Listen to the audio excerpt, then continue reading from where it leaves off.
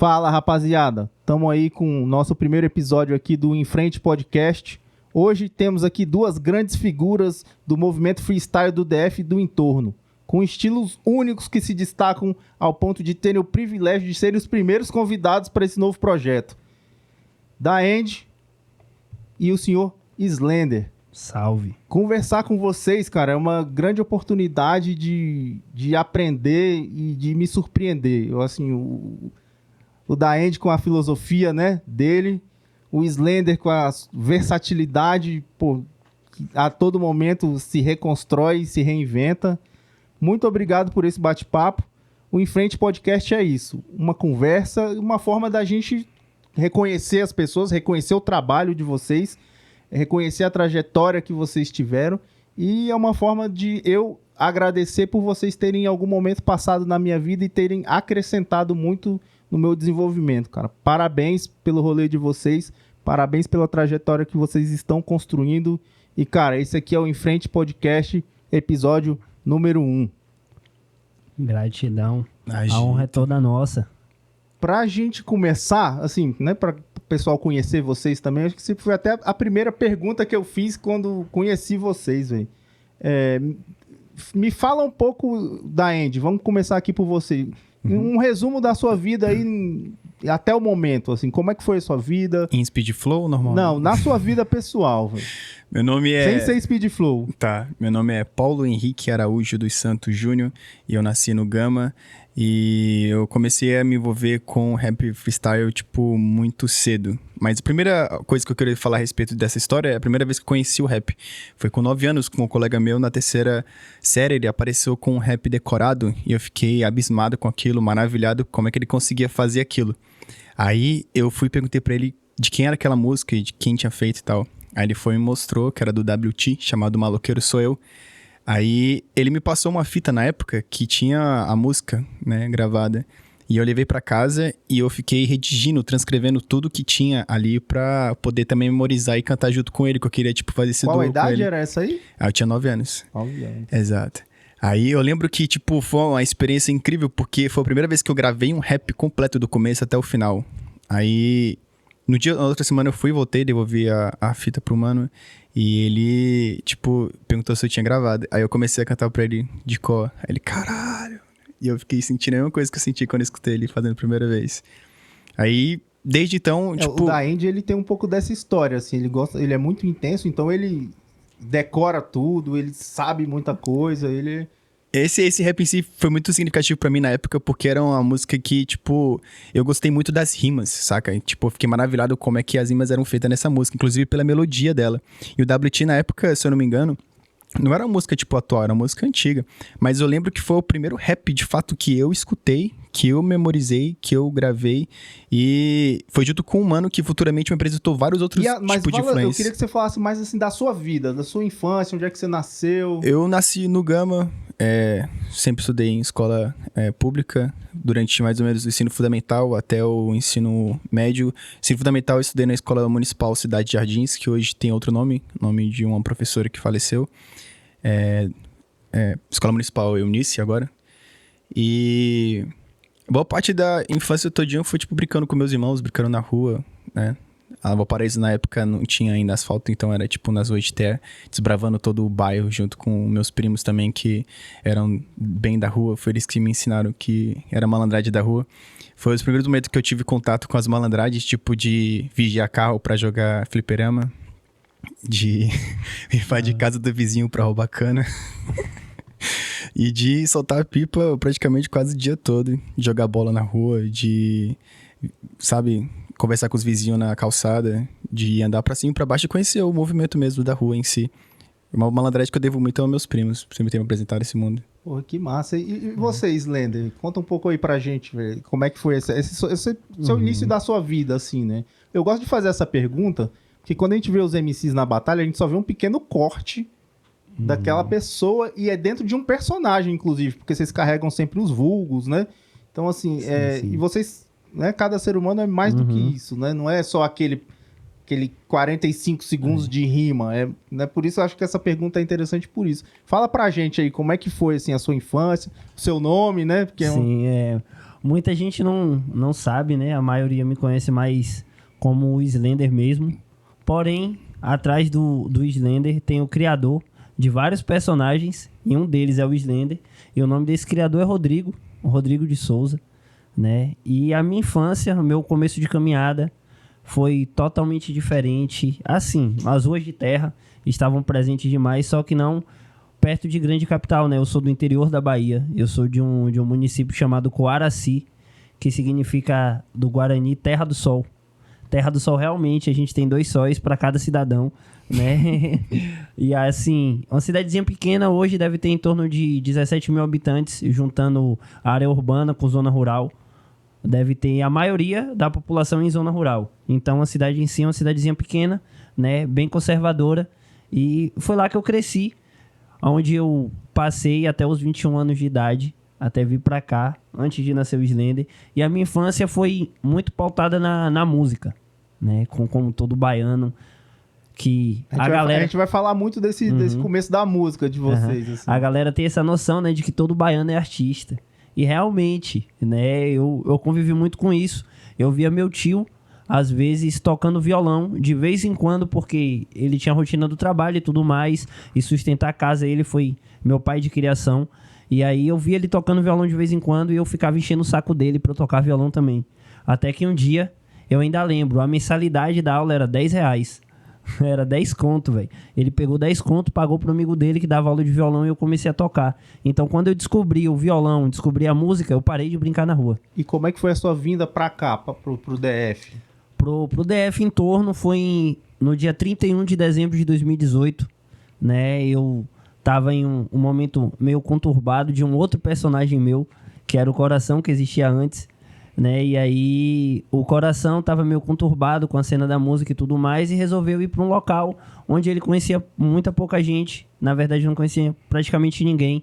E eu vim para cá e parei aqui, foi quando eu conheci as batalhas, né? E aí eu mudei o ramo musical. Antes eu trabalhava com rock and roll, MPB, era instrumentação, era outra fita. E aqui eu comecei a trabalhar na música através das rimas de improviso. Slender que também tem um corre aí na poesia, né? Sim, o Slender, esse personagem também ele é poeta, ele se descobriu poeta.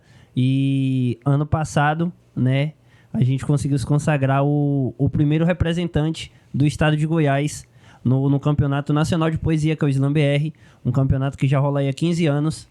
Né? E ele é participante também do campeonato do Circuito Mundial, o Slam BR, dá a vaga para o Circuito Mundial, e eu tive a honra, né, o privilégio de participar, de estar nesse palco ano passado, né? Eu sou o primeiro campeão estadual do estado de Goiás e o primeiro representante do estado de Goiás no Slam BR. E é muito legal você falar isso, dessa cena do Slam, que é uma cena desconhecida da maioria das pessoas, né? Logo a gente vai tratar, vamos aprofundar um pouco disso aí. E eu quero que você esclareça pra gente, né, mostre pra gente esse caminho, assim. E no começo de vocês, assim, da Andy, como é que você começou a se envolver com música? Você estava falando lá do seu amigo, né? Você tinha 8, 9 anos de idade, né? Sim. E aí você gravou o primeiro rap lá, ele te surpreendeu, depois você surpreendeu ele. Sim, nesse caso eu memorizei. A primeira vez que eu fui no estúdio, foi uma curiosidade muito da hora, é que eu tinha conhecido um mano chamado peruano, Davi Groisman. Ele era um cara que andava de skate junto com a galera que era conhecida como Andes. Isso lá no Gama? Não, isso no Valparaíso. Valparaíso. Exatamente, no finalzinho ali do ensino médio, ensino fundamental. E tinha uma galera chamada Andes. Aí tinha o Lucas da Andy, tinha o Joe da Andy, tinha o Felipe da Andy, tinha o Paulinho da Andy, que era meu nome, né? Paulo.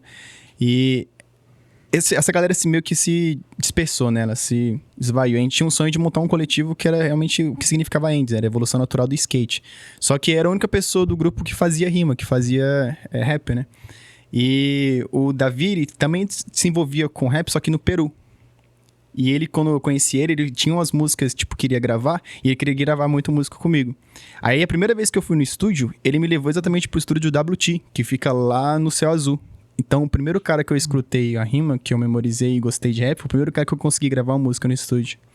Aí, foi a primeira vez que, de fato, eu tive contato com a música em si, né, produzida, a feita em estúdio, que era muito diferente da concepção ingênua que eu tinha antes, que eu não tinha a mínima noção de como é que era gravar uma música ou como é que era se envolver nesse ramo. E depois que você estava nessa onda assim do skate, o que vocês ouviam nessa época assim? Caramba, a gente gostava muito de música underground. Tipo, pelo menos o grupo todinho gostava muito de Charlie Brown Jr., que foi exatamente bem minhas maiores referências, Essa minha maior geração de vocês eu influências. percebo que tem muito Charlie Brown Jr. nessa, né? Tinha. como influência. E com isso foi criando várias abas, né? Pra vários outros tipos de músicos que faziam também colaborações com a banda, né? Aí veio Sabotage, veio RZO, veio o Sandrão, né? Veio... as referências também locais, né? Tipo, Sim. Vadios Louco, Tribo da Periferia, GOG e assim por diante. Ah, que massa. E, tipo, tudo que era rap, que tinha batida boom bap, incitava muito a gente a andar de skate, a desbravar o mundo, a fazer música em cima, a decorar as letras. Era quase um desafio pra gente saber quem conseguia mandar o verso de Sabotagem mais rápido, sabe? Cara, engraçado, porque esse lance do skate, durante muito tempo, assim, um estilo de vida bem marginal, né? E, né, que, cara, você vê muitos artistas que vieram do skate, né? A adolescência, assim, é sempre bem recheada com esse desafio do skate, né? E hoje em dia, um esporte aí reconhecido, enfim. E vocês, Lender, assim, como foi, assim, naquele começo? O seu tio, pô, pagou aula ali de violão? Pois é, ele me pagou aula de violão. E aí, nesse período também, eu já tava meio que começando a trabalhar aqui, que era fita, né? Aqui era vigiar carro e tal, pra jogar no fliperama. E lá a gente ia pra pegar carreto na feira pra poder levar a compra das senhorinhas que iam pra feira. E a gente levava a compra até em casa num carrinho de mão, né? Que lá na Bahia a gente chama de galinhota, né? E a gente levava e tal, e a gente conseguia essas moedinhas, R$1, R$2, ia juntando. E aí depois disso meu foco foi mudando. Era juntar o dinheiro pra eu poder ter meu primeiro violão, né? Eu fiz o primeiro ano de aula de violão, aprendi a tocar, eu não tinha instrumento. Aí eu fui juntando dinheiro até que eu tinha uma bicicleta. Aí eu peguei uma grana, coloquei a bicicleta em cima e aí eu consegui fazer essa permuta, né? Fiz a troca da bike e uma grana no violão. E aí eu tive meu primeiro violão. E aí eu comecei essa paixão instantânea por música. Eu comecei a pesquisar muito, muito. E eu lembro que nessa época também, já depois de um tempo eu ganhei um computador, né? E aí eu comecei a ter acesso, comecei a pesquisar e eu vivia 24 horas com o violão na mão. Eu era o louco do violão. Ia pro colégio com o violão na mão. Já não queria mais jogar bola, não queria mais brincar, só queria... Qual idade é essa aí? Aí eu comecei a tocar, eu tinha uns 10, 11 anos. Por aí, mais ou menos. E aí foi nessa época que eu comecei a conhecer o rock and roll, né? O metal. O meu professor... Legião Urbana, passou pelo Legião Urbana no violão? Todo mundo passa pelo Legião Urbana, mas só né? que eu comecei com um sonho muito maior. Meu tio era muito fã de Legião, né? Ele tinha umas fitas, CDs do Legião, Edson Gomes. Eu achava muito massa, só que a minha paixão, quando eu comecei, eu vi que tinha um grau de dificuldade que era tocar Angra. Foi a minha primeira banda, assim, que eu me vislumbrei vendo, e aí eu conheci o contrabaixo. Né? Angra é uma banda, né? Uma das maiores bandas de heavy metal do Brasil, sim, né? Inclusive, pra quem não conhece, né? Que ama escutar um forró calcinha preta, recentemente Edu Falaschi, que é o ex-vocalista do Angra, tá no DVD do Calcinha Preta, né? Cantando uma das versões que o Calcinha Preta fez de uma música dele. E aí, nessa época eu comecei a me internar mesmo na música, porque eu queria ter o mesmo desempenho da galera e começar a tocar aquelas músicas também. E aí eu comecei com aquele sonho de todo adolescente underground, rock and roll, que anda de skate. Também tentei andar de skate, mas não era pra mim, eu mal conseguia me equilibrar, né? Mas eu gostava muito de estar no meio e tal. E aí a gente montou a primeira banda, a gente começou a montar bandinhas de rock. Eu e a galerinha ali que tocava e tal, curtia rock and roll também. Agora imagine, eu com o sonho de ser astro do rock no interior da Bahia, numa cidade com 17 mil habitantes. E aí esse sonho foi se perdurando a adolescência toda, a gente conseguiu montar depois uma banda. Foi muito massa que um dos meus professores também me convidou para fazer parte da banda. Ele tinha ideia de montar uma banda e me chamou, que foi a Pecados Capitais, que foi o projeto que eu fiquei mais tempo, né? Eu trabalhei nesse projeto e assim... Mas meu primeiro contato de banda e de estúdio foi na igreja. Eu fazia parte de um ministério de louvor, que era o Ministério Nasci de Novo, que era de um outro professor meu, que era o Renis Duarte. A ele eu devo muita coisa do caminho musical. E aí em 2011, mais ou menos, eu tinha uns 13 para 14 anos, a gente teve o primeiro contato com o estúdio mesmo, né? Que foi para gravar o primeiro CD. E aí, dessa caminhada, adolescência, eu comecei a dar aula, né? De música instrumental, música teórica, e comecei a estudar muito isso. Estudei bastante quando eu terminei o ensino médio também. Eu fui para esse caminho, cursei faculdade de artes, né? Centrada na música experimental. Essa é a polivalência do Slender, viu? Que eu falei lá no começo. O cara é mil faces. Mil faces de um homem leal. Leal à arte e às suas boas criações. E aí, esse meio tempo também, tipo, eu fui conhecendo muito da arte, estudando muito. E as minhas influências musicais, eu já tinha as influências dentro de casa, né? Meu tio que gostava muito de Legião Urbana, Edson Gomes. E ele escutava umas bandas de forró também, que eram muito tradicionais da época, tipo Limão com Mel, Raio da Celebrina. E assim, as influências do local a gente conhecia muito, né? Porque eu era ambientado com aquilo, todo mundo escutava. E eu tinha um tio também, tenho um tio também, né? Que é o tio Will, que ele é do rap. Então, ele que me apresentou DJ Jamaica, Facção Central, SNJ... Racionais, Sabotagem, ele escutava e eu já ia percebendo tudo isso. E aí, nesse meio caminho também, antes de começar a tocar, eu comecei a fazer aulas de break.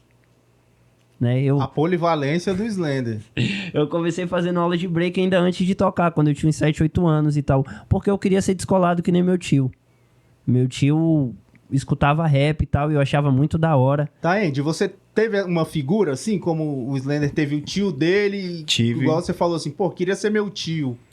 Quem era essa figura Era assim, pra você? Um tio em segundo grau, será que eu posso chamar assim? Ele também não só influenciou eu, como também meu primo, que hoje ele canta trap e é, tipo, inspiradão nesse mesmo figura que eu tive, que o nome dele é Ivan Garcês. Ele já foi conhecido como MC Coalhada e também, acho que se não me engano agora, é só Garcês. Inclusive, salve Garcês, direto do Recanto das Emas. Ele é uma das figuras mais icônicas ali do Recanto das Emas, que ele foi um dos primeiros MC freestyle. E, inclusive, montou as primeiras batalhas de rap freestyle do Recanto. E, na época, ele trabalhava com... Esse é o seu primo? Não, seu tio? esse é o meu tio. O seu tio que foi um desses... Que é tio desse primo, mas ele também teve contato comigo porque ele era irmão da mãe do meu primo. Mas o precursor aí do freestyle era o seu tio. Isso. Só que ele, em específico, ele me influenciou mais pela questão do grafite e também do break. Na época também eu tinha me envolvido com break e foi graças inspirada nessa imagem dele que eu olhava a mesma coisa. Falar, cara, esse cara é descolado. Eu queria ser, tipo, exatamente como ele. E ele, tipo, me mostrou como é que ele fazia freestyle, como é que ele fazia grafite, como é que ele dançava. E aquilo me inspirou muito a ter um contato direto com a cultura. Então foi, tipo, um pivô, saca? Isso lá no Recanto, no Recanto das Emas. Quando eu conheci ele, foi numa loja do meu tio, em Taguatinga. E hoje a gente tem um movimento legal lá no Recanto de freestyle, sim, né, cara? Muito Exato. grande. Salve Batalha do Passageiro aí, rolando toda segunda-feira. Batalha da UPA. Você vê, assim, né, como as coisas vão desencadeando, né? Assim, às vezes algo do dia a dia ali que às vezes a gente pensa assim, isso não é nada, ou senão isso vai desenrolando, né? E aí você falou do skate, Slender também tentou andar de skate. Sim, sim. O Slender foi pra igreja, aprendeu muita coisa na igreja. Eu acho que a igreja acaba se tornando pra gente, assim, um grande iniciador dessa questão musical. Daí, a gente foi pra igreja também? Também eu tive contato direto com a igreja, inclusive com cânticos e também com As primeiras aulas que eu tive de canto foi na igreja. E essas aulas fizeram uma diferença enorme pra mim, porque na época eu tava começando a fazer rima, né? Uhum. Aí eu saía da igreja já, tipo, tentando treinar minhas rimas, ficava melhor com a minha voz. Aí o pessoal que me via saindo da igreja falava que eu tava doido. Falou, você tá falando sozinho. Eu ficava... Eu acho, assim, que pelo menos uns 95% dos músicos tem esse caminhar da música gospel, né? Porque, tipo, é o acesso mais fácil que a gente tem à musicalidade, né? E de mais fácil acesso que a gente tem porque, pô, as aulas de música são caras. E geralmente dentro da igreja, quando você começa, você tem lá os instrumentos e às vezes não tem alguém pra tocar. E você tem a vontade, tem alguém na igreja que toca, começa a te ensinar. E aí eu mesmo, boa parte do tempo, eu ia pra igreja só porque eu tocava na igreja. Depois que eu comecei a tocar fora da igreja, eu descobri que dava pra tocar fora da igreja e acabei parando de ir porque algumas coisas não condiziam, né? Muito com o que eu queria seguir. Né? Eu acho que essa questão do acesso à música também, o meu primeiro amigo, assim, que foi tocar bateria é um instrumento muito caro, né? Então, assim, os tambores, os pratos. Principalmente e aí, os pratos. Ele descobriu uma igreja ali na W3 Sul que tava precisando de alguém que tocasse bateria. Então ele ele não era da igreja, ele não era um seguidor da igreja, mas começou a frequentar a igreja. Você vê como a música porque salva, lá né? lá tem a questão da bateria, né? Então assim, Pois é. e ele falava que quando o pastor tava lá, ele tocava umas músicas bem tranquilas, e quando o pastor saía, ele tocava umas músicas pesadas e rápidas, e o pessoal começou a perceber que o instinto demoníaco dele ali não tava fazendo muito bem para aquele Tem uma local, história, né? Isso aí é muito massa e me remete a uma memória, né? Eu acho que foi 2012, a gente tinha uma bandinha assim de adolescentes e tal, que era a banda Éflos. A gente queria fazer metal pesado gospel, né? E mais metal com gutural e tal, bem pesadão. E aí tinha os concursos de banda da igreja, que era o Festival de Música da Igreja Batista, que era tradicional na região. Todo ano, todos os músicos se preparavam, tipo, meses para poder participar desse evento. E aí a gente foi para esse evento com a música autoral, um gutural na igreja, com um monte de senhoria bem conservadora, uma galera assembleiana, tocando um corinho de fogo, e a gente tocando aquele metal pesado, com distorção. Com a voz do demônio. Com gutural, moicano, cabelo colorido, com lápis de olho, com um monte de spike, mas assim, a gente frequentou, todo mundo frequentava a igreja, só que a gente gostava do estilo mesmo do metal pesado, do rock and roll, a gente com calça de couro, skinny colada no corpo, né, e a gente escutando um queima, assim, enquanto a gente tocava. E é muito massa, porque esse ano a gente conseguiu ganhar esse festival. E era muito competido, sabe? Tinham, tipo, músicos, assim, que eram os nossos professores que estavam lá tocando, né? E essa memória é muito massa, porque a gente começa ali e aos poucos a gente vai soltando, vai descobrindo quem se é, o que se quer fazer, né? E às vezes, infelizmente, o espaço que a gente tá é um pouco preso, né? É aquele quadrado fechado de que você tem que seguir certo caminho dessa forma. E o adolescente, ele é livre, né? Ele se acha dono do mundo. E aí, por essas e outras questões, às vezes as pessoas acabam se desprendendo um pouco daquele dogma, né? Pra poder seguir seu caminho. E o hip hop em si, assim, quando foi que vocês olharam assim pro lado e falou, cara, eu tô metido nesse movimento do hip hop? Porque, cara, eu percebo assim que é um movimento muito revolucionário, né? Então, no Brasil, nos últimos 50 anos, hip hop tem 50 anos, né? É um movimento de muita transformação, né? Eu acho que a gente tá é um caldeirão de transformação, por ser um movimento acessível, por ser um movimento de periferia, né?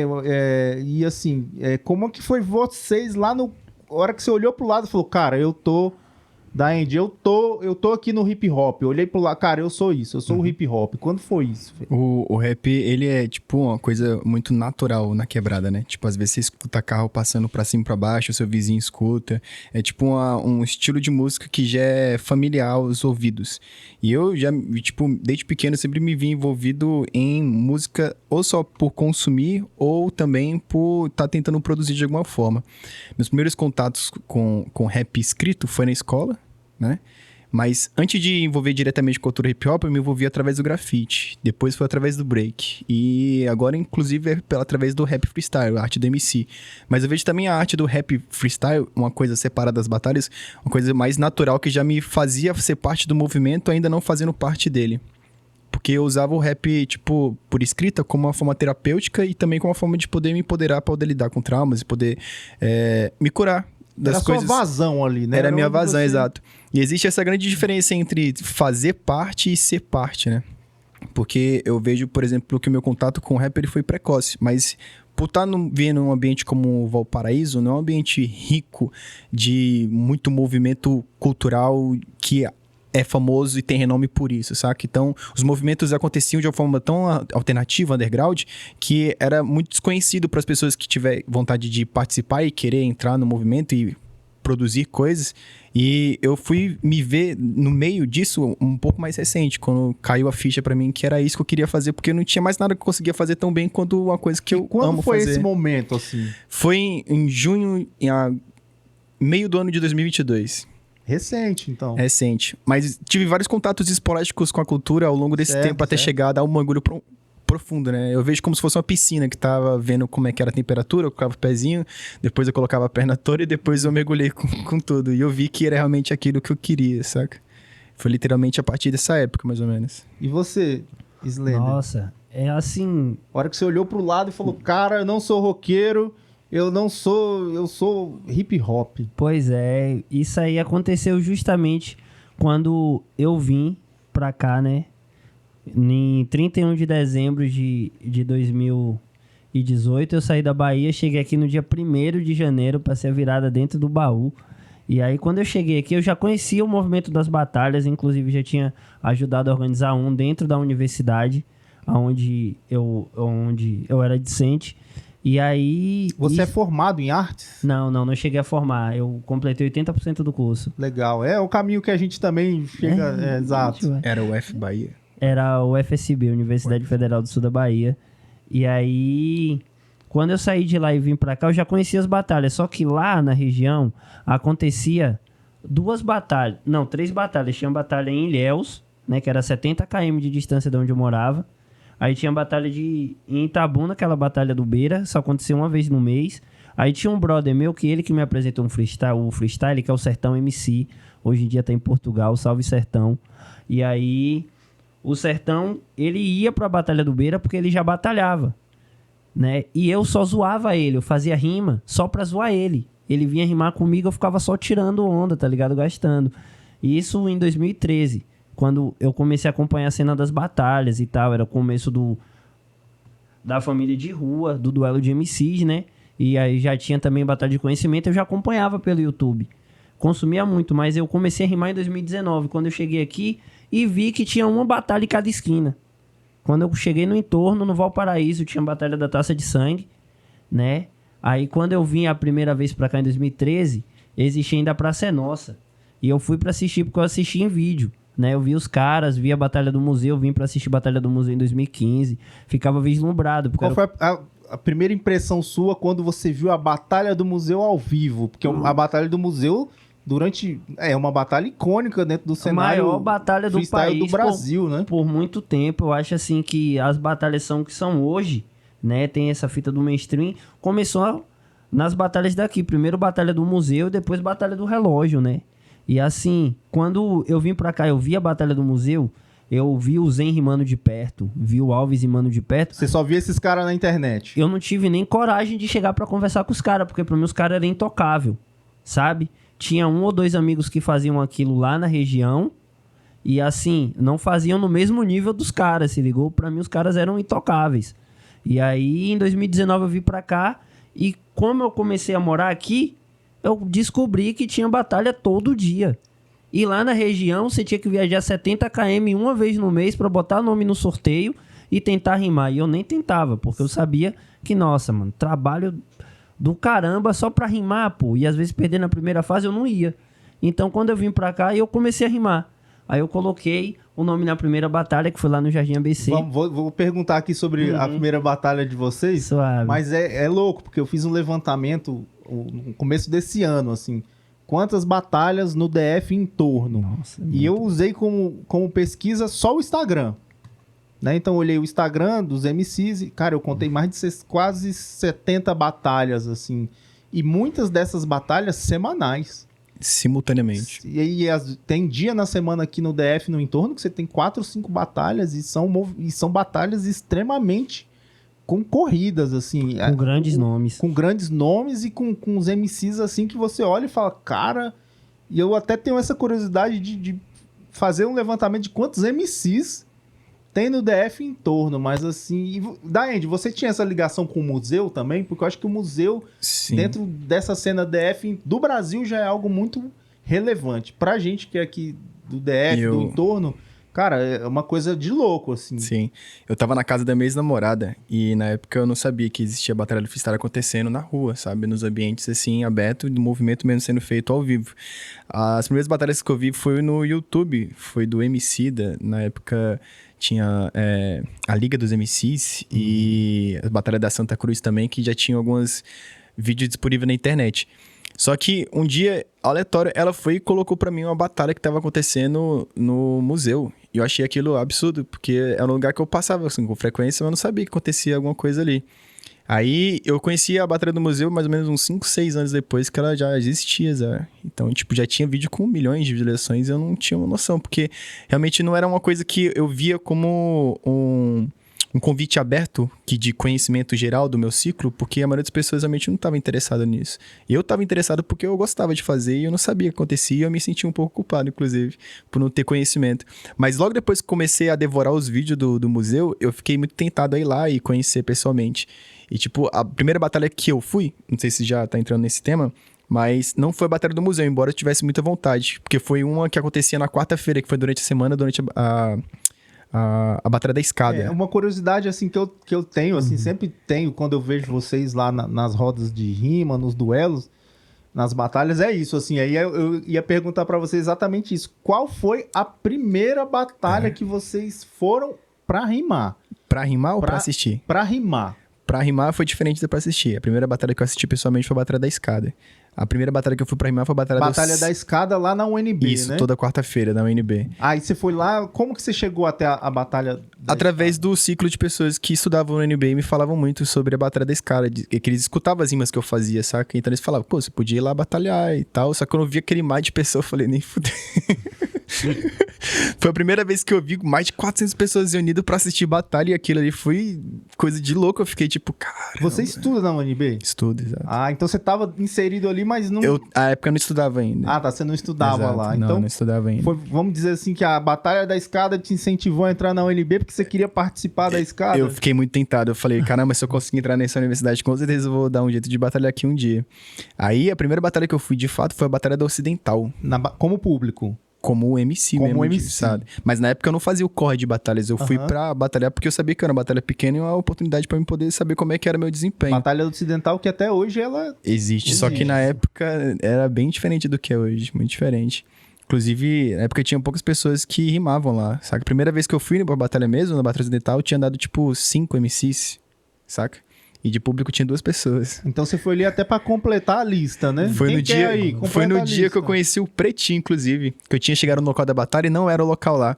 Aí o Pretinho tava lá comigo no mesmo local onde poderia ser a batalha e a gente ficou só se encarando, vendo tipo o outro assim, tá esperando alguma coisa? Falou, tô a batalha, eu também. E o Onde é que- Pretinho, velho, e o Pretinho, vou falar uma parada pra você. O Pretinho tem as manhas, velho. Tem. O Pretinho Ele é bom. tem as manhas. Ele mora lá no Val. Sim, Ele sobe a montanha. ele sobe. Cara, o Pretinho não podia deixar passar essa... É o Pelé. Isso é uma música... Ele é o Pelé. É uma música que fizeram aí pro Pretinho. E Pretinho, porra, o cara... Lucas. Porra, O sensacional. Lucas Gabriel, um mestrão. Ele E é aí bom. você chegou lá na Salve. Batalha da Ocidental, 5 pessoas, você botou o nome na lista. E aí, Foi. como foi? Aí eu perdi na primeira fase. Tá certo. Ótimo, bom batismo. Mas eu voltei pra casa, tipo, pensando, caramba, mano, tipo, é muito da hora a sensação de poder fazer rima assim no meu... Independente da quantidade de pessoas que tinha, saca? É muito interessante a forma como você concebe a arte na sua cabeça e quando você executa ela na frente das pessoas, saca? Porque saber fazer freestyle eu já fazia, já escrevia e dominava, mas a arte da batalha é completamente diferente, é uma arte tática, né? Uma arte estratégica. Não é só, tipo, fazer freestyle, porque isso sai naturalmente, de uma maneira... Como se fosse uma conversa. Conversa ou improviso. As pessoas tendem a banalizar um pouco essa questão, assim, do freestyle, do improviso. Mas, cara, quando você analisa aquilo ali é um jogo cerebral brutal, tem uma estratégia sinistra por trás daquilo. E, assim, cara, é admirável o grau de processamento de ideias que vocês têm ali em questões de segundos, né? E vocês, Lenda, a primeira batalha que você foi como público, Uhum. e a primeira batalha que você falou, cara, eu vou colocar o nome na lista aí. Daí, a sensação de colocar o nome da lista, a primeira vez, torcendo pra não ser sorteado. Com 6 pessoas é quase impossível. Eu sabia que batalha de alguma forma, mas na hora que chama o seu nome já vem uma sensação de frio na barriga, sabe? Putz, não devia ter Tipo, feito isso. parecia que eu tava rimando exatamente pra umas 400, 500 pessoas, assim, por mais que tivesse poucas pessoas, saca? Que A sensação massa, de pressão, ela é real pra quem tá começando, saca? E vocês, Lenda, a primeira como público, Uhum. que foi. E a primeira como MC, rimando. Sim, sim. A primeira que eu fui como público foi a Batalha do Beira, Batalha do Beira Rio, acho que foi 2016. Que eu fui, eu já acompanhava freestyle, né? Eu já tinha esse brother que a gente andava, tipo, Sancho Panza e Don Quixote junto o tempo todo. E aí ele foi pra rimar e eu fui assistir. E aí esse dia ele até ganhou a batalha. E assim, eu já rimava com ele. E, tipo, a gente fazendo freestyle dentro de casa, né? Eu com violão, às vezes eu amassava ele, às vezes apanhava. E eu já tinha aquela certeza de que eu sabia fazer freestyle e fazia um freestyle razoavelmente bom, né? E eu desprezava as batalhas que eu achava perca de tempo ficar um xingando o outro.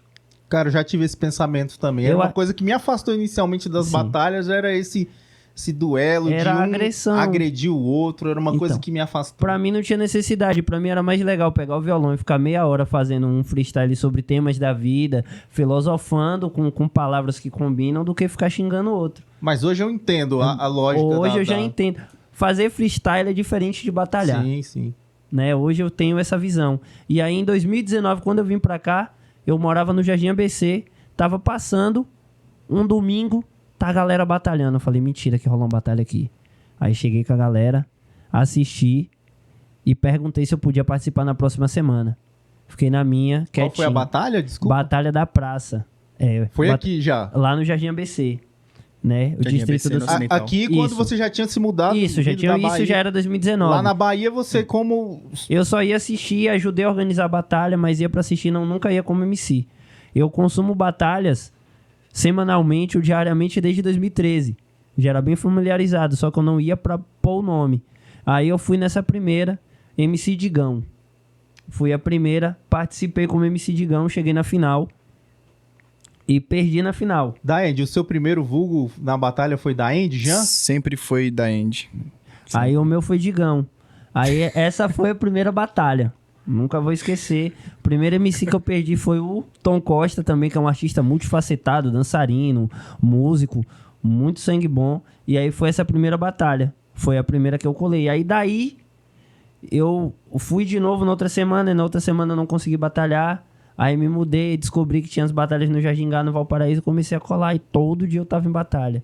E aí eu já pulei de cabeça. Já foi tipo, já acompanhava, assistia, ajudava a organizar, entendia como funcionava. Depois já pulei de cabeça. Fiquei olhando a piscina ali, né? Anos observando a piscina. Na hora do banho já era, não saí mais. Eu comecei a frequentar bastante ali as batalhas no museu, né? Que era mais perto da minha casa.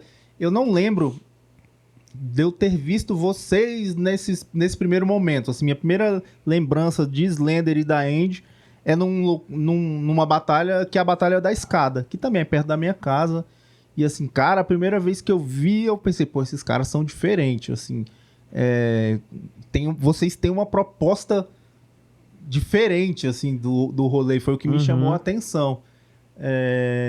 E a gente falou da primeira batalha. E, Daend, qual foi a última batalha que você participou antes da gente estar aqui hoje? Foi a Batalha do Terminal, na quarta-feira.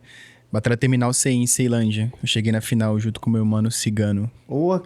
Quem ganhou essa batalha Foi o Cigano, não foi? Não, foi o Luffy não foi que de entrou. dupla? Foi de dupla, exato. É por causa que era o Sunny Gob e a Sunny. Só que o Gob teve que sair, o Luffy entrou no lugar. Aí o terceiro foi o Luffy e o Cigano, e o Luffy acabou sendo superior, a gente acabou ficando como vice. Batalha do Terminal, Batalha que do acontece Terminal. ali toda quarta-feira no Terminal de Ceilândia, né? Exato. Morfeu que organiza, né, Exato. a batalha. Salve, ali. Morfeu! Salve, Morfeu. E você, Slender, qual foi a última batalha que você participou Sim, antes sim. de a gente estar aqui hoje? Antes da gente estar aqui foi a Batalha do Passageiro na segunda-feira. Que aí essa eu perdi pro campeão, mas eu tive o azar de trombar com o campeão da noite na primeira fase, que foi o Void. Salve Void, referência máxima do entorno. Águas Lindas, né? Águas Void acho que ele organiza a Ele Batalha do organiza. Éden ali, ele tá sempre... Batalha do Pedaço. É verdade, Batalha do Pedaço. Aí a gente se encontrou, né? A gente se enfrentou na segunda-feira, eu acabei perdendo na primeira fase pra ele, mas ele foi o campeão da noite. E, cara, nessa maratona de batalha, porque, assim, como a gente falou aqui no DF, no entorno, é uma maratona de batalha, né? Assim, todo dia você tem batalha. Quantas batalhas vocês já participaram? Você tem noção disso? Daí, você tem noção de quantas batalhas você já participou? Eu tenho um planejamento aqui. Toda vez que eu vou na batalha, eu marco o dia que eu vou e, tipo, se eu tô envolvido com algum evento, eu tenho um lugar onde eu coloco. Que é tipo se fosse uma planilha de hábitos, né? Aí, por exemplo, eu tô marcando desde a... Isso é um controle seu. Você Meu vai na controle batalha, pessoal, você exato. vai... Eu tô calculando desde agosto de 2022. Aí, tipo, teve dias que eu participei mais de uma batalha por dia, eu teve apresentação na escola, eu teve mais de uma batalha por dia, mas ainda assim são dias dedicados A completamente ao batalha do freestyle. Terminal tá aí. Tá, com de certeza. quarta-feira. Ó, por incrível que pareça, já foram 666 batalhas desde agosto de 2022. Cara, mais de 600 E eu não tô batalhas. zoando, de verdade, era 666. Por incrível que pareça. Número mágico. É. Assim, eu não sei mais ao longo, né? Porque em 2019 eu comecei a batalhar e eu marquei as batalhas de 2019. Só que aí eu fiquei meio chateado com o que era batalha, porque num momento eu achava que freestyle era a mesma coisa de batalhar e não era. E aí, aquela sensação de injustiça e tudo mais, eu falei, eu vou ficar me dedicando a isso aqui por quê? É uma competição, né? E assim, a subjetividade, Pois é, né? total. E aí eu parei de batalhar em 2019. Por isso também que meu nome não era muito corriqueiro aqui no DF, no entorno, não era muito conhecido. Eu batalhava só nas batalhas perto da minha casa. E aí em 2019 eu parei. Aí, um pouco depois que eu parei, veio a pandemia, né? Os movimentos se cessaram por um tempo ali. Pausaram por um tempo. Em 2022, quando voltaram, eu trancado dentro de casa, naquela vontade de voltar a rimar, fiquei afastado de batalha 100%, afastado de música 100%, só em casa, dedicado só ao estudo mesmo, né? Só academia. E aí, em 2022, eu comecei a voltar ali no Valparaíso, tinha umas batalhas rolando, eu comecei colando. E ano passado, em 2023, foi quando eu realmente comecei a colar. Falar, não, eu vou ser MC e é isso, agora eu sou o Slender, não sou mais o Rodrigo, eu vou viver só o Slender. E em 2023 foi quando eu comecei a colar mesmo e eu comecei a ter a oportunidade de vir batalhar nas batalhas do DF. Mas você tem uma noção, assim como o da Andy, de 666 batalhas? Não das batalhas. Mas é mais, e dele com certeza deve ser bem mais do que isso, 2019 pra cá, né? Não, mas em 2019 eu participei de 46 batalhas. Aí em 2021 eu participei de 2. E 2022 eu participei de 42. Sim. 2023 eu não anotei porque foram muitas batalhas, mas eu sei as que eu ganhei ano passado. Ano passado eu ganhei 47. 47. E dentro dessa sua trajetória, você sabe o total de... O total de vitórias? Não, mas eu acho que deve estar beirando umas 100 alguma coisa, porque tipo, logo no começo eu não guardava muito, né? Eu só ia, ganhava, é tanto que as folhinhas eu não tenho guardadas, eu tacava fogo depois da batalha. Cara, essa é uma curiosidade que eu sempre tive, assim, os MCs, o que eles faziam com as folhinhas, porque se fosse eu teria todas as folhinhas, né? Eu comecei a queimar justamente por isso, porque você se prende à premiação e aquilo ali amacia seu ego. Então, se eu queimar e não tiver memória física do que eu ganhei, é como se eu nunca tivesse ganhado nada. Então é como se toda batalha pra mim fosse a primeira. Então eu vou ter que me doar ao máximo pra ganhar minha primeira folhinha. Eu tinha essa noção. Isso é um grande exemplo de desapego. Porém, eu acho que dentro, né, cara, a gente vai perder, porque isso é história. Isso é história, sabe? Então, assim, cara, vocês são personagens dessa história, sacou? Então, porra, Slender, começa a guardar. Hoje você guarda. Hoje eu guardo. Tá do certo. ano passado pra cá, eu comecei a guardar. Do ano passado eu guardei quase todas. Isso tem queimado as premiações em tabaco, sabe? Do ano passado eu guardei quase todas. E desse ano, todas que eu ganhei, eu guardei. O da Andy, assim, ele não falou no começo, mas ele tem uma experiência de stand-up comedy. Então, por isso que o da Andy é um rapaz que sempre solta natural, uma piadinha. é uma assim. persona chamada Paulo Rocha. De vez em quando ele... Paulo Rocha a gente vai chamar o Paulo Rocha em outro podcast. Exato. Nesse não, especialmente tá, só pra ele. Mantém ele... Brincadeira. Se o Paulo Rocha quiser aparecer. E você, Daindy, você sabe, assim, quantas batalhas você ganhou? O total... Não, eu não contabilizo, mas eu lembro que a primeira folhinha veio com 6 meses. Aí... 6 meses de batalha, 6 meses, folha. primeiro corre, né? Aí, logo em seguida, viram quantidade. Se eu não me engano, ano passado eu deve ter ganhado 17 ou 18 batalhas. Isso em volta do DF e também do entorno. O primeiro título foi na Batalha Taça de Sangue. E o último título foi na Batalha do Balão. Um Novo Gama. Novo Gama. E você guarda as folhinhas? Guardo tudo. Até pulseira, Catalogado ali. tudo. Qualquer coisa que remeter ao dia, eu coloco data, guardo com muito carinho tudo. Inclusive, eu vou fazer um apelo aqui pros MCs, assim. Lá no Instagram, que o MC gosta bastante de Instagram, né? Lá no Instagram, abrir uma aba ali de stories destaques e colocar as folhinhas, cara. Eu comecei a fazer isso, primeiro eu fiz bagunçado, né? 2022, 2023 eu coloquei tudo junto.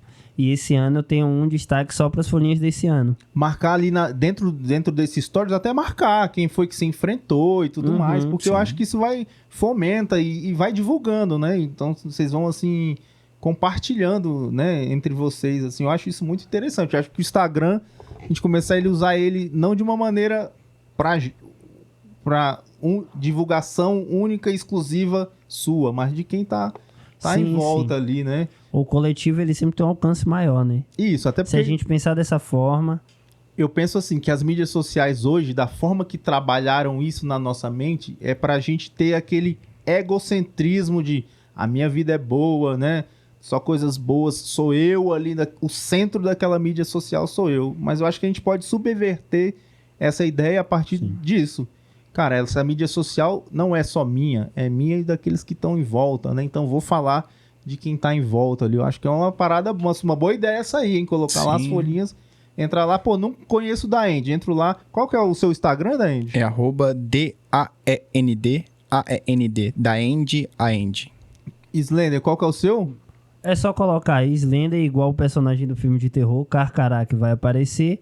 Ou mais fácil, Slender sem as vogais. SLNDR vai ser o primeiro que vai aparecer. Imagina, a pessoa não conhece vocês e de repente, né? Opa, quem é essa pessoa? Aí entra lá, tem lá as folhinhas que ganhou. Eu acho que isso é legal. Inclusive fazendo referência às batalhas, né? Sim. Porque se for uma pessoa igual, como você falou assim, pô, não sabia que tinha tanta batalha. Sim. Lá no seu Instagram você consegue ver isso. Tem né? uma coisa curiosa, é porque provavelmente a gente não sabe quais são as pessoas específicas que vão assistir isso. Então, tipo, pra quem não entende ou talvez queira conhecer um pouco sobre o mundo das batalhas, folhinhas são nada mais do que as premiações que os MCs ganham depois que eles encaram um chaveamento de, geralmente são 16 MCs, dependendo da quantidade de pessoas que batalham na noite. E o que sair superior, que enfrentou a sua chave com sucesso, leva a folhinha pra casa. Com o nome de todos os MCs que estavam na noite, que perderam.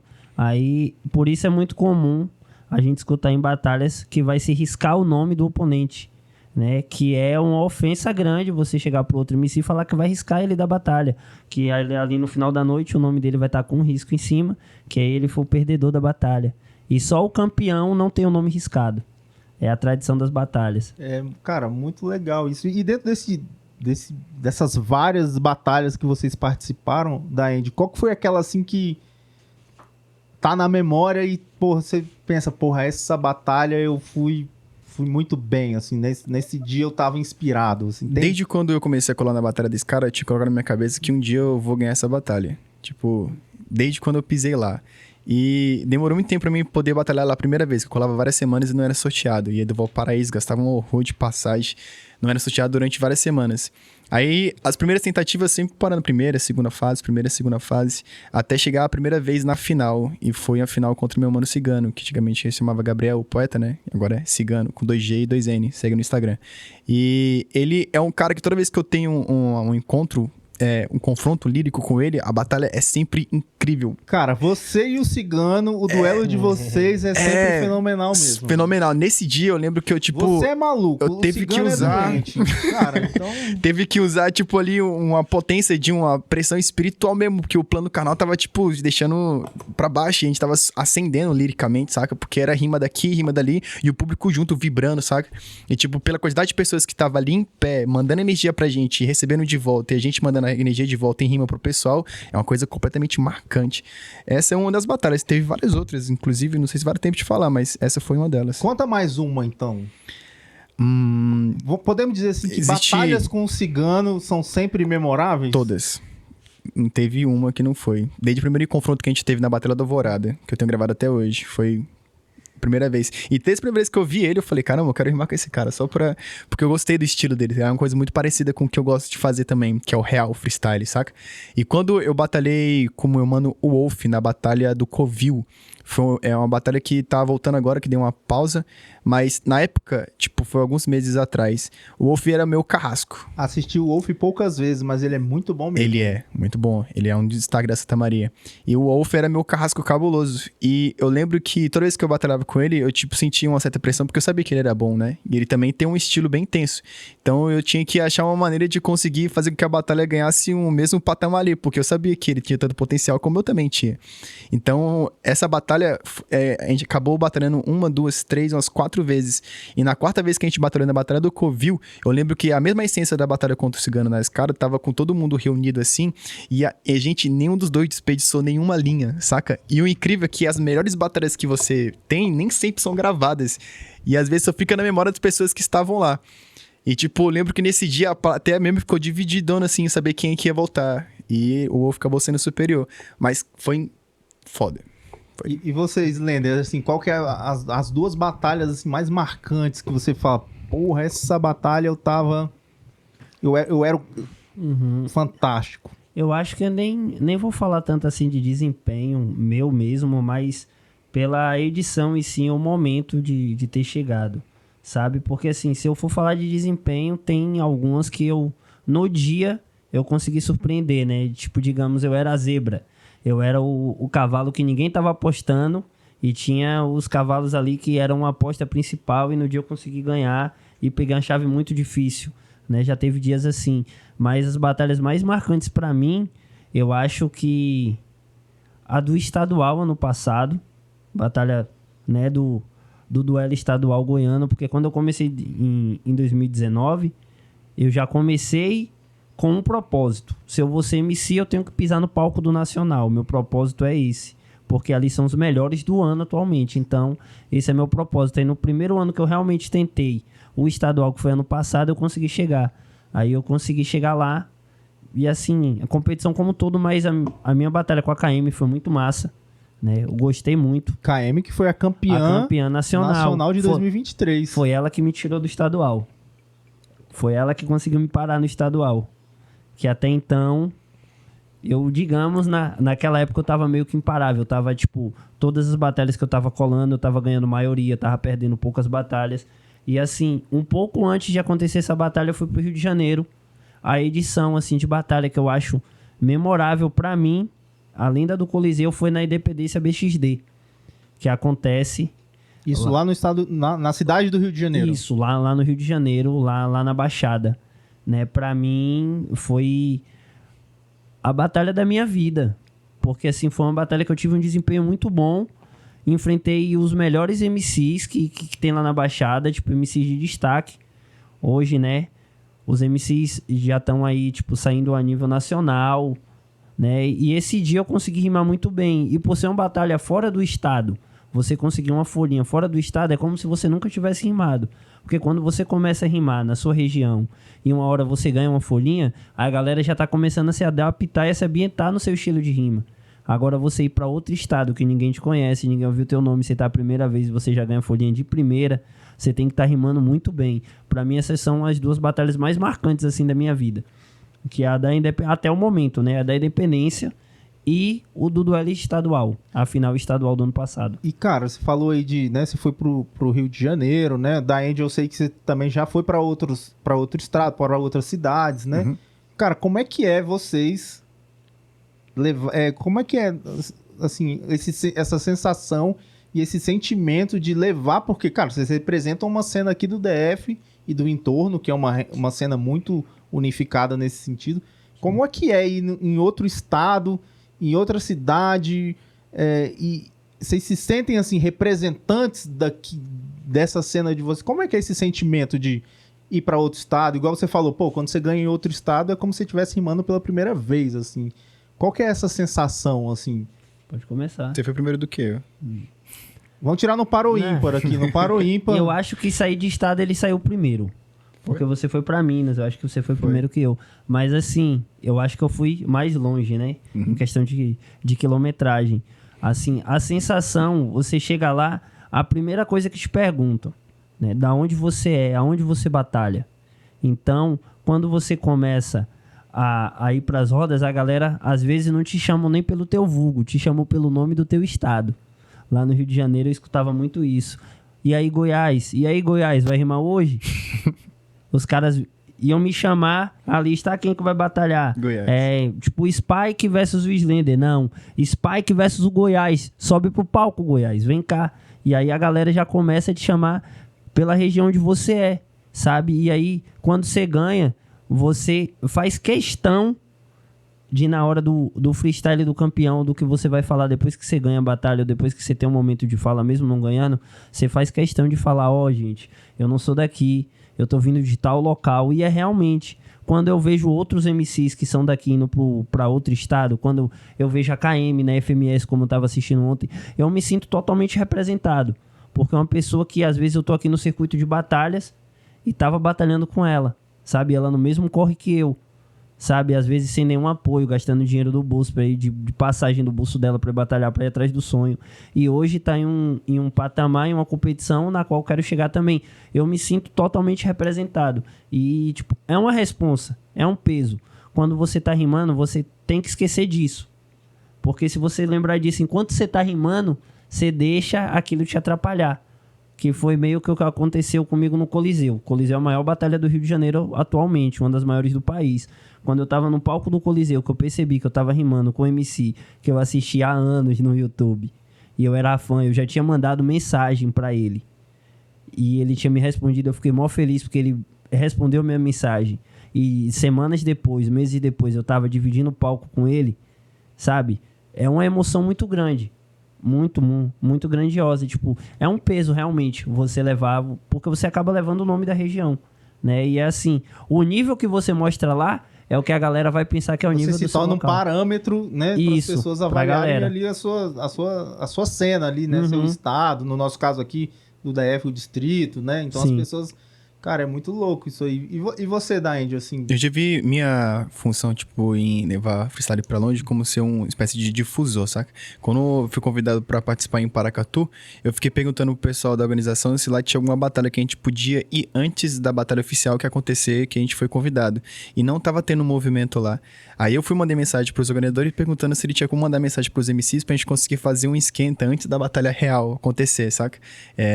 Porque acaba sendo uma oportunidade de você tentar falar com o máximo de pessoas eu queria passar o maior tempo possível também lá pra poder usufruir e experienciar a cidade como ela é, sabe? Dessa forma cultural e a vivência também de lá. Então eu queria saber também como é que era o nível dos MCs, né? Também pra saber como é que ia ser a batalha. Aí não tinha movimento. Aí eu fui e mandei mensagem pro pessoal, o pessoal foi mandar mensagem pros MCs, a gente chegou lá na sexta-feira aconteceu a primeira batalha desde 2019 que não acontecia. E eu, tipo, ajudei a organizar, participei. Quem ganhou foi meu mano Morfeu, que também estava acompanhando a gente na viagem. Foi ele o único que também se animou com a ideia de ir um dia antes para poder conhecer a cidade e participar dessa batalha. E desde então, eles nunca mais pararam, saca? Desde quando a gente foi e plantou a semente lá. E eles já tinham vontade de fazer o bagulho acontecer, mas quando viu que a gente trouxe a nova essência, né? Tipo, trouxe um novo ar pra eles respirarem, um vislumbre do que é a perspectiva do freestyle, né? Eles começaram também a olhar muito pra cena do lado de cá, né? Então tem pessoas que até hoje mandam mensagem da gente, da visita do Paracatu, que foi em julho do ano passado, né? Eles mandam mensagem pra gente dizendo que acompanha a gente, vê a beleza do movimento daqui, a riqueza de movimento que existe, né? De rodas culturais. E, tipo, ter essa oportunidade de saber que eu fui pra outro estado e plantar uma semente junto com outras pessoas no coletivo e tá crescendo, sabe? É maravilhoso. Inclusive, o convite tá aberto pra voltar de novo, pra continuar fazendo o mesmo trabalho, de ir lá trazendo novas notícias, né? Novas maneiras de poder se apresentar o freestyle. É muito louco esse intercâmbio, na verdade, né? Porque, assim, você vê, apesar aqui no DF, no entorno, a gente teve diversas batalhas, mas quando vem alguma pessoa, algum MC de fora, dá aquele, né, a mais na batalha. Vamos dizer assim, que, pô, aquela batalha tem um chamativo maior, né? Sim, então, assim, é muito louco isso. Porque da mesma forma que os MCs de fora causam esse frisson aqui, quando você vai pra fora, você também causa esse frisson lá, né? Então, assim, esse intercâmbio mesmo, né? Eu acho que ele é muito louco, assim. A gente fala Daend. Ele é, inclusive, pra gente que é MC, né? Porque quando a gente vê outras pessoas que a gente nunca viu rimar fazendo a mesma coisa que a gente faz do lado de cá, a gente já percebe a riqueza do estilo, saca? A riqueza da cultura, de coisas que são próprias dos MCs daquela região, da modo como eles organizam a batalha, saca?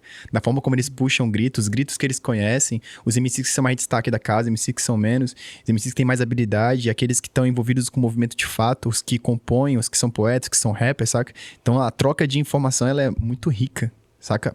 Pra carregar de volta informações pra quebrar da onde a gente veio e da gente também de poder levar pra lá, porque pra eles a gente é como se fossem pessoas desconhecidas também, sim, né? Sim, e aí entra o que o Slender falou, pô, você chega num local desconhecido e você mostrar o seu trabalho e, de certa forma, se impor dentro daquele ambiente ali, cara, isso é um grande mérito, assim. A gente falou ali das batalhas, das mais né, marcantes na vida de vocês. Vou fazer uma pergunta aqui meio inconveniente ou não, né?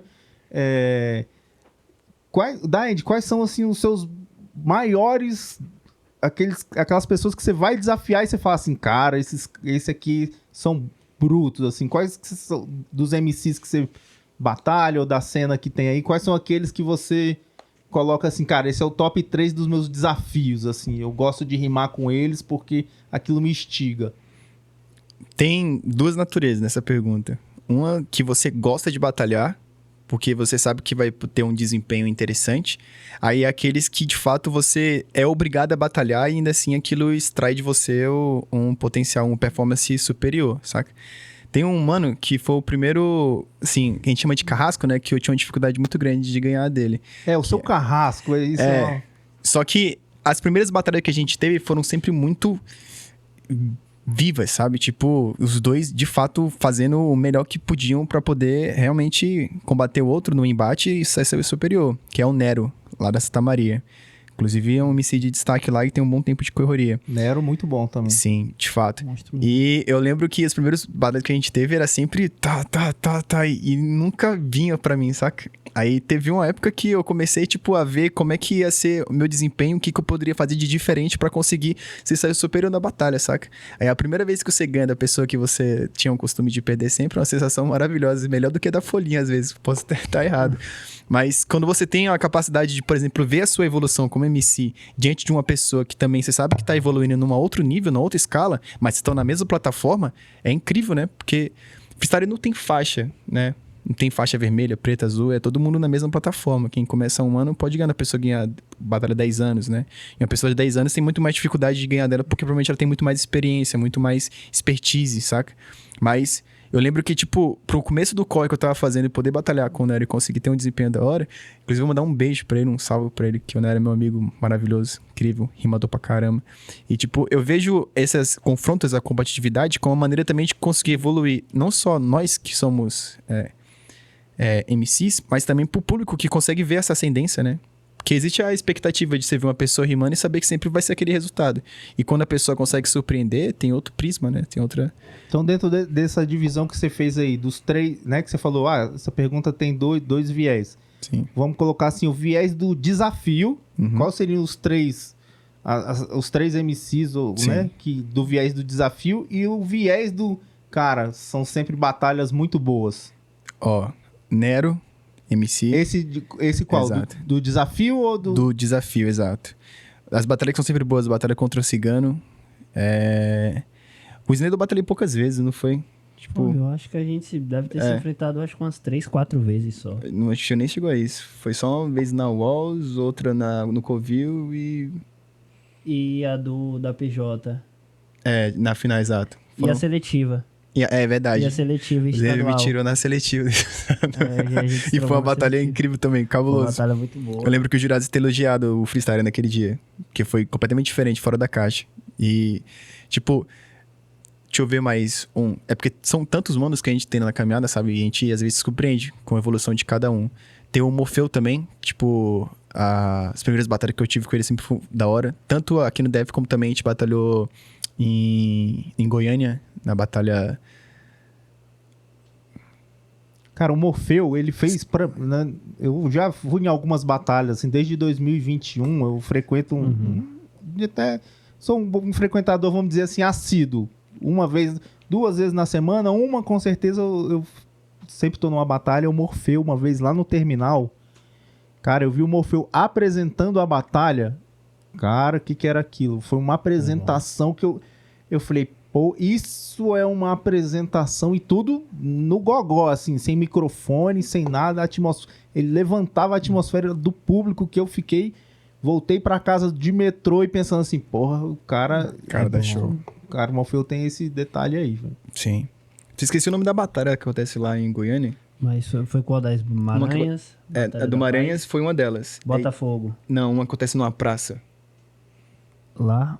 Rola Botafogo, mano, de quarta. Tem 2, não tem na do lado leste?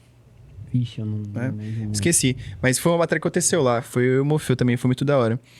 Véi, é porque existe uma série de MCs que a gente vê com mas frequência. agora peraí, tu vai listar os três. Os três desafios que você fala assim, cara, isso aqui é uma pedra no meu sapato.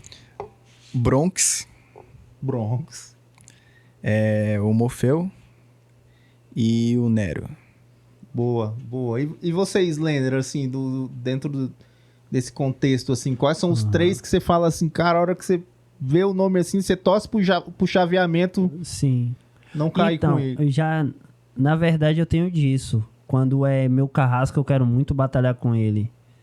E, né, eu já penso dessa forma. Quanto mais difícil, pra mim, melhor.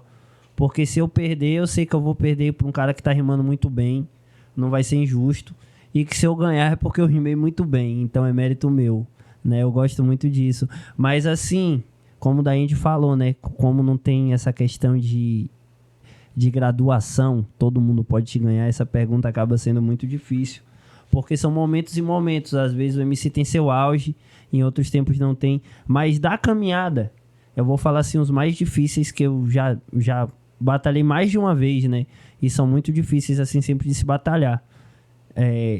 O meu carrasco, que esse é meu carrasco mesmo, a gente já se enfrentou tipo em 7 vezes, eu acho que eu ganhei uma, que é o Pretinho. O Pretinho tem as manhas. Ele é meu carrasco. E assim, de dificuldade hoje, atualmente, né? Pelo nível que eu tenho enfrentado mais vezes, é o Gomes. É uma dificuldade muito grande, porque, tipo, é um cara que, devido à dedicação dele, né? O empenho por batalha, ele tá no nível técnico muito constante. Então é muito, muito difícil de batalhar com ele. Pô, tem que ser só um top 3. Tá vendo? Pretinho é muito difícil. O Gomes é muito difícil de batalhar. E eu vou falar só dos MCs que estão na ativa, né? Porque dos que não estão mais na ativa tem uns nomes muito pesados. Eu acho assim que um MC que é muito difícil de batalhar, eu vou colocar 2. Me desculpe, mas eu vou colocar 2 assim que são muito, muito difíceis de se batalhar, que é o P-Dog e o Diogo. Né? Esses 4, pra mim, tipo, toda vez que eu batalho, assim, tem outros também que são meu carrasco, tipo, Morfeu. As últimas vezes que eu batalho com ele é só apanhando. Mas, assim, em questão de dificuldade que eu vejo do nível técnico, assim mesmo, né? O Pretinho, o Gomes, Diogo e P-Dog. Pra mim, são os que eu mais foco Diogo atenção. joga xadrez, né? O cara ali é o rei da estratégia, né? Inclusive, eu conheci o nome do Diogo muito antes das batalhas, porque eu também competia pelo xadrez e eu conheci o Diogo por conta do circuito nacional, que foi quando ele foi pro ranking. Ele tinha uns 13, 14 anos, ele foi pro ranking nacional, é a mesma época que eu competia. E aí eu descobri o nome do Diogo. E aí um belo dia eu colo na batalha, eu tô vendo aquele cara, eu falei, mano, eu já vi aquele cara em algum lugar. Já vi aquele cara em algum lugar e fiquei com isso na cabeça. Quando eu fui conversar com ele, eu descobri que o Diogo, o MC que eu conheci aqui, era um enxadrista que eu acompanhava da Bahia. Muito doido.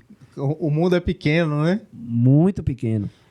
Daend, cara, o Daend, ele tem um quê de filosofia dentro do contexto ali dele. Até o próprio vulgo dele já eu acho que... Cara, fala um pouco disso, assim, dessa parte... sua, assim, dessa sua atmosfera, que ela é bem Daend mesmo, né? Uhum. Daend é um acróstico, né? Uma sigla, um termo mais informal, que é D-A-E-N-D, que é da atípica evolução natural diletante. Da é de preposição, origem, remete ao valor da originalidade. A de atipicidade significa estar fora da forma.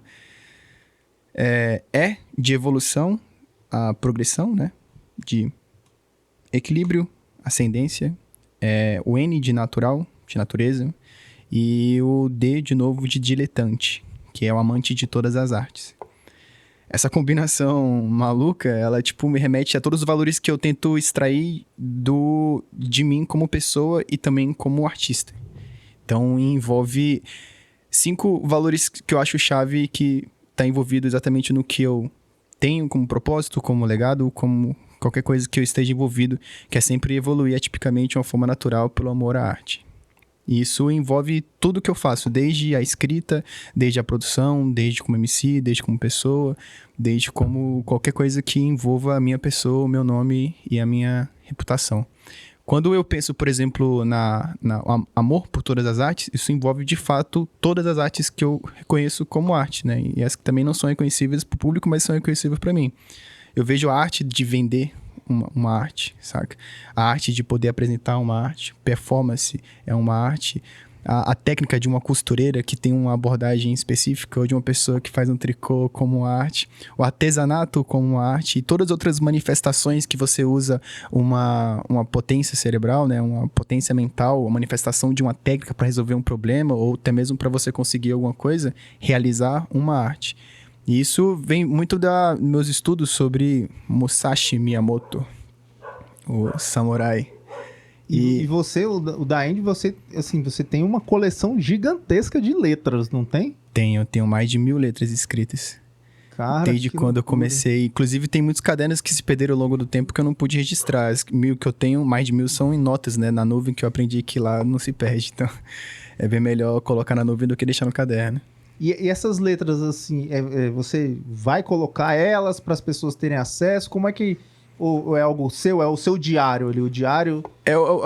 A parte da minha evolução como artista, ela envolve muito o hábito, né? Tipo, eu sempre tive o hábito de escrever, não só letras de música, mas escrever em geral. E eu percebi que quanto mais eu escrevia mais letras, melhor eu ficava em fazer meu freestyle. Então, tipo, eu escrevia, depois treinava freestyle. Escrevia, depois treinava freestyle. Eu pegava meu freestyle e transcrevia como se fosse uma letra. E ao longo do tempo eu fui compondo várias músicas que remetiam a várias épocas da minha vida e coisas que eu quero deixar provavelmente pra gravar ou deixar como registro pessoal mesmo, mas faz parte da minha evolução como MC. Nem todas elas são letras que são de fato comerciáveis ou então letras que são pra se publicar, mas quem sabe um dia, saca? O primeiro trabalho que eu coloquei na rua foi Linha F220, tá disponível no Spotify, e foi um conjunto de EP com 6 faixas, né? Comparado às outras 1000 que tinha escrita antes, essas faixas todas elas foram feitas, tipo, automaticamente pra fazer o projeto, porque era um momento que eu tava vivendo na época. Não tinha nada a ver com as outras letras. E já tinha um projeto que já tava pronto, já de mais de 12 faixas, mais de 50 minutos de trabalho. E eu coloquei esse na frente, saca? Então, tipo, eu vejo... À medida que o tempo vai me demandando, né? O que eu preciso colocar pra fora, o que eu preciso transcrever, o que eu preciso mostrar pro público, vai indo, saca? Cara, eu tive uma ideia, tá? Logo, depois a gente vai conversar sobre essa ideia, que eu tenho grandes ideias, eu tenho boas ideias, né? E essa é uma delas. A gente vai colocar algumas palavras dessas na rua aí, cara. Eu acho que é muito interessante porque te observando nas batalhas, eu te conheci a partir das batalhas, te observando como artista de batalha, essa atmosfera, isso que você nos falou é uma atmosfera sua e você consegue colocar isso na prática dos duelos. Eu não vejo o Daend falando, por exemplo, uma gastação ou alguma coisa que, né, que saia um pouco desse universo, em que pese a sua resposta, o seu ataque ali precisar de algum outro conceito, mas você tá dentro dessa atmosfera. E eu acho que isso é uma grande identidade, cara. Eu acho, assim, isso fantástico, né, da isso é muito difícil de se manter. E é muito complexo de entender, inclusive. Então, assim, quando você fala... A primeira vez que eu ouvi você falar sobre isso foi quando você ganhou uma batalha e você falou, eu falei, cara, isso aí é bem filosófico até, né? É difícil de entender, mas é uma coisa que te representa e eu acho isso muito bonito da sua parte. É uma coisa que eu personifiquei ao longo do tempo, saca? E você tem, vamos dizer assim, que você tem essa bandeira, que é a sua, né? E você, Slender? O Slender é um poeta, um artista, um multi-instrumentista. Cara, eu queria que você falasse pra gente aquilo que a gente falou lá no começo, assim, da questão da poesia, dos slams. Explica pra gente como é que funciona, como é que foi você representar, né, o estado do Goiás. Sim. Pô, isso é meio como se eu estivesse vivendo um sonho. Porque, tipo, eu conheci a poesia marginal, que é o slam, né? O slam é um movimento que surgiu lá nos Estados Unidos na década de 80, que é a poesia marginal, que é um tipo de batalha que você pega uma poesia sua, que pode ser feita também no improviso, você vai soltar, né, seu sentimento ali, e pode ser de improviso, pode ser decorada, e a votação é um júri aleatório, que é escolhido a partir da plateia, a organização vai ali da plateia, pode ser um exemplo, acontecer no meio da rua, pega 3 moradores de rua, transeuntes que estão passando na hora, e eles vão ser os jurados. E eles vão te dar pontuações a partir do que eles acham que sua poesia tocou. E aí eu conheci o movimento do slam em 2017, através do Manos e Minas. É um programa que tinha na TV Cultura, né, que a Roberta Estrela Dalva apresentava. E aí todo início de programa ia um poeta marginal e soltava uma poesia. E ali eu comecei a ver aquele estilo de poesia. Eu já escrevia, só que pra mim poesia era mais daquele poema, aquela coisa bonitinha, crônica, falar de romance e tal, uma coisa mais melancólica. Eu não conhecia esse viés da poesia marginal como forma de protesto. E eu comecei a conhecer e eu escrevi uma ou duas poesias, só que lá na minha região não tinha competição de slam. E aí meu primeiro slam foi em 2022, lá no Céu Azul, né, organizado pelo Sky, né, idealizado pelo Sky Blue, salve Sky, grande mestre, mentor. E aí eu participei do primeiro slam em julho de 2022. Foi a primeira edição e aí no slam é diferente da batalha. Geralmente o pódio é primeiro, segundo e terceiro lugar, que são os 3 finalistas. E ali, de acordo com a nota, né, tem a terceira apresentação, é por fases. Aí tem a primeira fase, a segunda fase e a final com 3 poetas. E dos 3 se dá o primeiro, o segundo e terceiro lugar. E aí, quando eu fui a primeira vez, eu consegui ficar em segundo.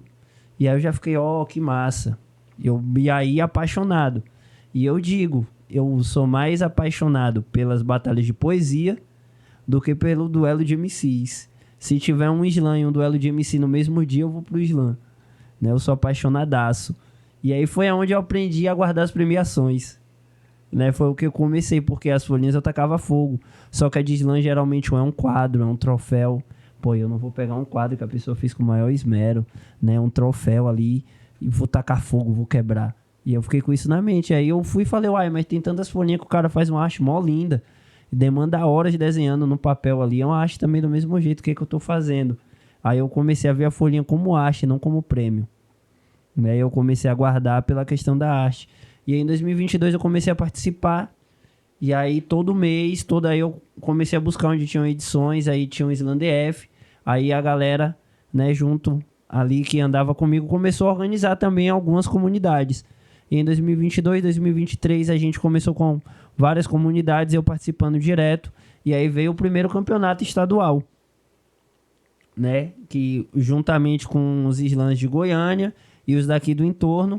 E aí a galera fez o primeiro circuito goiano de poesia falada, né, que aí eu consegui saí campeão, fui representando a comunidade do Slam da 1, né, que é organizado pelos parentes, pelo Dragão e pela Lore, né, e aí eu consegui sair campeão do primeiro circuito, e aí eu fui pro campeonato nacional, e aí por que Vivendo o Sonho? Em 2017 eu comecei a ver a Estrela Dalva, né, e a galera soltando a poesia, e aí ano passado eu estava no Campeonato Nacional de Poesia Falada, que é algo para mim que eu comecei a ver na televisão, e quem estava do meu lado era a Estrela Dalva.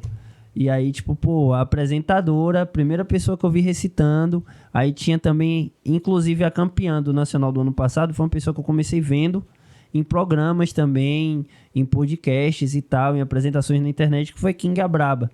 Então, para mim uma referência, né, era a minha referência de como fazer, a primeira pessoa que eu vi fazendo daquela forma e no nível maravilhoso, técnico e tudo mais. E aí eu tava dividindo o palco com aquela galera, sabe? Pra mim foi a realização de um sonho. E tem um Slender antes da competição do palco nacional e Slender depois do palco nacional, né? Que a cabeça vem diferente. E me ajudou muito as batalhas de poesia pro duelo de MCs. Porque o duelo de MC... Você tá ali com outro MC na frente, você fala o que vem na cabeça e você agredir ele, é uma parada legal. Você xingar é fácil. Agora, você mostrar uma poesia sua, que é um sentimento seu, algo que é guardado, que você acha que só você entende para você apresentar para um público, é algo um pouco diferente. E você não tem um beat para acompanhar, é a capela. Então, é só você e seu corpo, seu instrumento é seu corpo. Eu aprendi a ficar mais desenvolto nas batalhas de MC a partir dos duelos de poesia. E eu já tinha costume com palco, né? Mas só que é totalmente diferente. Você tocar um instrumento, tá no palco ali engessado com o instrumento, né? E sentindo o feeling da música, o sentimento da música, e depois você tá com o microfone e seu instrumento é só seu corpo. Você se torna o seu objeto de apresentação. E hoje, assim, quem quiser eu quero ir no duelo, numa batalha de slam. Como é que aqui hoje, no DF, no Hoje em entorno, dia- onde que... No DF, inclusive no próximo dia 15, vai acontecer lá no Valparaíso. É só pesquisar no Instagram, Slam do Céu, né? Que acontece lá no Céu Azul. Dia 15 vai ter mais uma edição, inclusive já valendo vaga para o campeonato estadual. Vai ter, aí tem também toda a última quarta-feira do mês, lá na Praça do Conselho Tutelar do Paranoá. Acontece também o Slam Botafé, organizado pelo Slammer, pelo Zapata. E todo último terceiro sábado do mês acontece lá no Conic, na biblioteca, né? Lá no Salomão Malina, Astrogildo. Facinho de achar ali no Conic. No terceiro sábado do mês, Slam DF acontece também, né? Todo sábado de manhã. Terceiro sábado de manhã, pela manhã, a partir das 10 horas. Então, pessoal, aí quem se interessar, eu acho que é né, muito bacana essa muito questão bacana, cultural sim. aí. Eu acho que vale a pena isso aí. E vocês dois juntos também, eu sei que vocês, de vez em quando, vocês fazem uma parceria aí rimando no transporte público. Conta um pouco dessa ideia. Qual é o propósito disso? Como é que é a recepção das pessoas? Que eu imagino assim, porque às vezes você tá no ônibus, aí chega alguém pregando alguma coisa, né? Né? Cada pessoa ali tá num momento bem particular, né? Como é que é isso pra vocês? Assim, da onde que partiu essa ideia? Eu comecei a fazer rima nos coletivos como meio de conseguir continuar sobrevivendo, sabe? Fazendo freestyle, continuar dedicado à arte. Também usando a oportunidade para poder apresentar ela para mais pessoas, né? Uma via de acesso. Quando eu comecei a trabalhar com algumas outras duplas. Trabalhei com outros manos que ainda não era o Slender. E eu descobri em um certo momento assim que, pela falta de compromisso de algumas pessoas, eu preferia trabalhar sozinho. E eu voltei a trabalhar sozinho, né? Depois de ter trabalhado com algumas duplas. E o Slender também estava trabalhando já nos coletivos, já há algum tempo já. E ele também estava sem dupla ainda, né? Depois do período que você voltou de viagem, não foi? Foi. Aí eu fiz o convite pra ele, pra gente rimar, né? No outro dia, que a gente tinha feito um ônibus e foi mó da hora. Foi um ônibus... A gente tava, voltando da batalha, era 11 horas da noite. Exato. Agora imagina, a galera que tá voltando pra casa 11 horas da noite, todo mundo cansadíssimo, e aí, a gente entrou no baú e foi muito bem recebido, sabe? Não tava aquela energia de, eu tô cansado, pô, vocês estão tomando meu tempo. Foi, como se a gente tivesse revigorado a viagem da galera, sabe? Como se a galera tivesse esquecido que dava pra sorrir e que a viagem dava pra ser algo legal. E foi algo bacana. E aí a gente teve essa energia. Foi uma dupla que bateu muito bem, sabe? Foi muito legal até em quesito de rima, de propósito e de ver aquilo como um trabalho. Porque muitas vezes, né, o MC, ele consegue se manter de outra forma. Ele vai ali mesmo só pra brincar e tal. E aí, eu tava buscando aquilo de uma forma séria, né? De viver da rima, realmente. E de fato, aí eu lembro que, teve muitas vezes que a gente fez um ônibus e pessoas desciam da parada pra agradecer a gente, saca? Teve um especial que foi no BRT, que a moça nem ia descer lá, ela desceu só pra falar uma coisa pra gente. Ela veio, primeiramente ela agradeceu, ela falou que ela não tinha contribuição. Eu falei, tá tudo bem, moça. Mas ela falou assim, eu queria dizer pra vocês que vocês deixaram a viagem muito mais leve, muito mais interessante. Eu queria agradecer vocês por ter subido lá naquele ônibus e feito a apresentação de vocês, de verdade. Muito obrigado, continue fazendo o trabalho de vocês, que o trabalho de vocês é lindo. Aí, aquele foi melhor do que ter recebido qualquer tipo de contribuição que você recebe na vida, saca? Coisas que o dinheiro não compra, né? Não mesmo. Cara, é muito louco isso aí. Como eu falei pra vocês, assim, às vezes o momento do transporte público é um momento que a pessoa tá indo pro trabalho pensando, tô indo pro trabalho. Ou tá voltando pra casa pensando, vou ter que chegar em casa, né, e fazer Tem que mais fazer alguma janta, coisa. dormir, o pouco que dá pra dormir, ainda tem o autocuidado pessoal de tomar um banho, organizar alguma coisa, tem outros compromissos, aí você tem muito pouco tempo. Só que ali naqueles 3, 4 minutos que tem alguém rimando e brincando com você meio que esquece, né? Mas e quando vocês entram assim, cara, entrei aqui e agora eu vou... Vocês fazem um mapeamento do tipo, tal pessoa ali talvez não esteja muito à vontade. A gente começa com a apresentação. Tem muito do observar, né? Você observa mais ou menos como a pessoa tá. Se ela tá de fone, se ela tá dormindo, se ela tá conversando com a pessoa do lado, né? Porque às vezes você entra no ônibus, o ônibus é onde você conhece muitos desconhecidos, né? Às vezes você tá alegre aqui, eufórico, você tá com energia E a pessoa do lado também. Você começa a conversar com a pessoa que você nunca viu na vida. E a gente observa muito isso. E quando a gente faz a apresentação, que é nos apresentar, a gente usa esse momento, esses segundos de apresentação para ver quem está observando.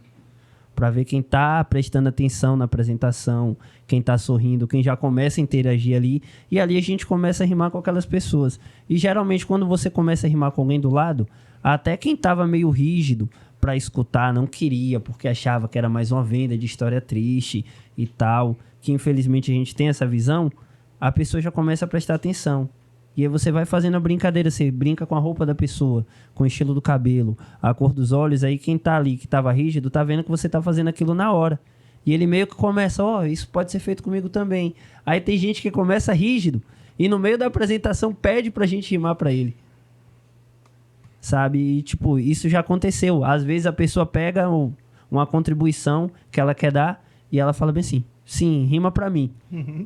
Sabe? É muito da hora. Pô, quando isso massa. acontece. Não, muito legal isso aí. Eu acho que é uma manifestação cultural, né? É uma intervenção uma cultural. intervenção cultural. Eu acho que... E assim, espontânea, né? Assim, dentro do sentido de que vocês estão fazendo uma entrega ali, não necessariamente para ter um bem material como retorno. Na verdade, vocês nem sabem o que pode acontecer, né? É sempre imprevisível o que pode acontecer, quem você vai encontrar, acima que você vai fazer, as coisas que você vai falar, sabe? É sempre um jogo de várias probabilidades. Cara, Mas uma coisa interessante sobre as rimas nos ônibus é que a nossa apresentação é baseada na pauta do respeito e da humildade e da energia boa, né? Então, antes de começar, a gente sempre faz um aviso pra quem não quiser uma rima poder levantar a mão, que a gente vai entender de forma educada que talvez a pessoa não queira uma rima direcionada pra ela. Passou aquela informação, às vezes tem pessoas que de fato não querem levantar a mão e a gente continua fazendo prestação da mesma forma. Da mesma pessoa que algumas não querem, algumas pessoas também querem.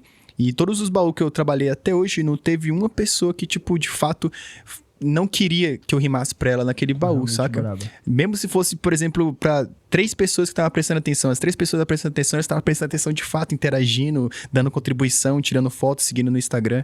Então, sempre num ônibus ou algum outro coletivo, vai ter sempre uma pessoa esperando, talvez, uma prestação exclusiva pra ela, saca? Pra melhorar o dia dela. Inclusive, aquela moça que deu aquela notona bonita pra gente. Eu tinha feito uma rima pra ela, assim, ó. Ela tava, parada.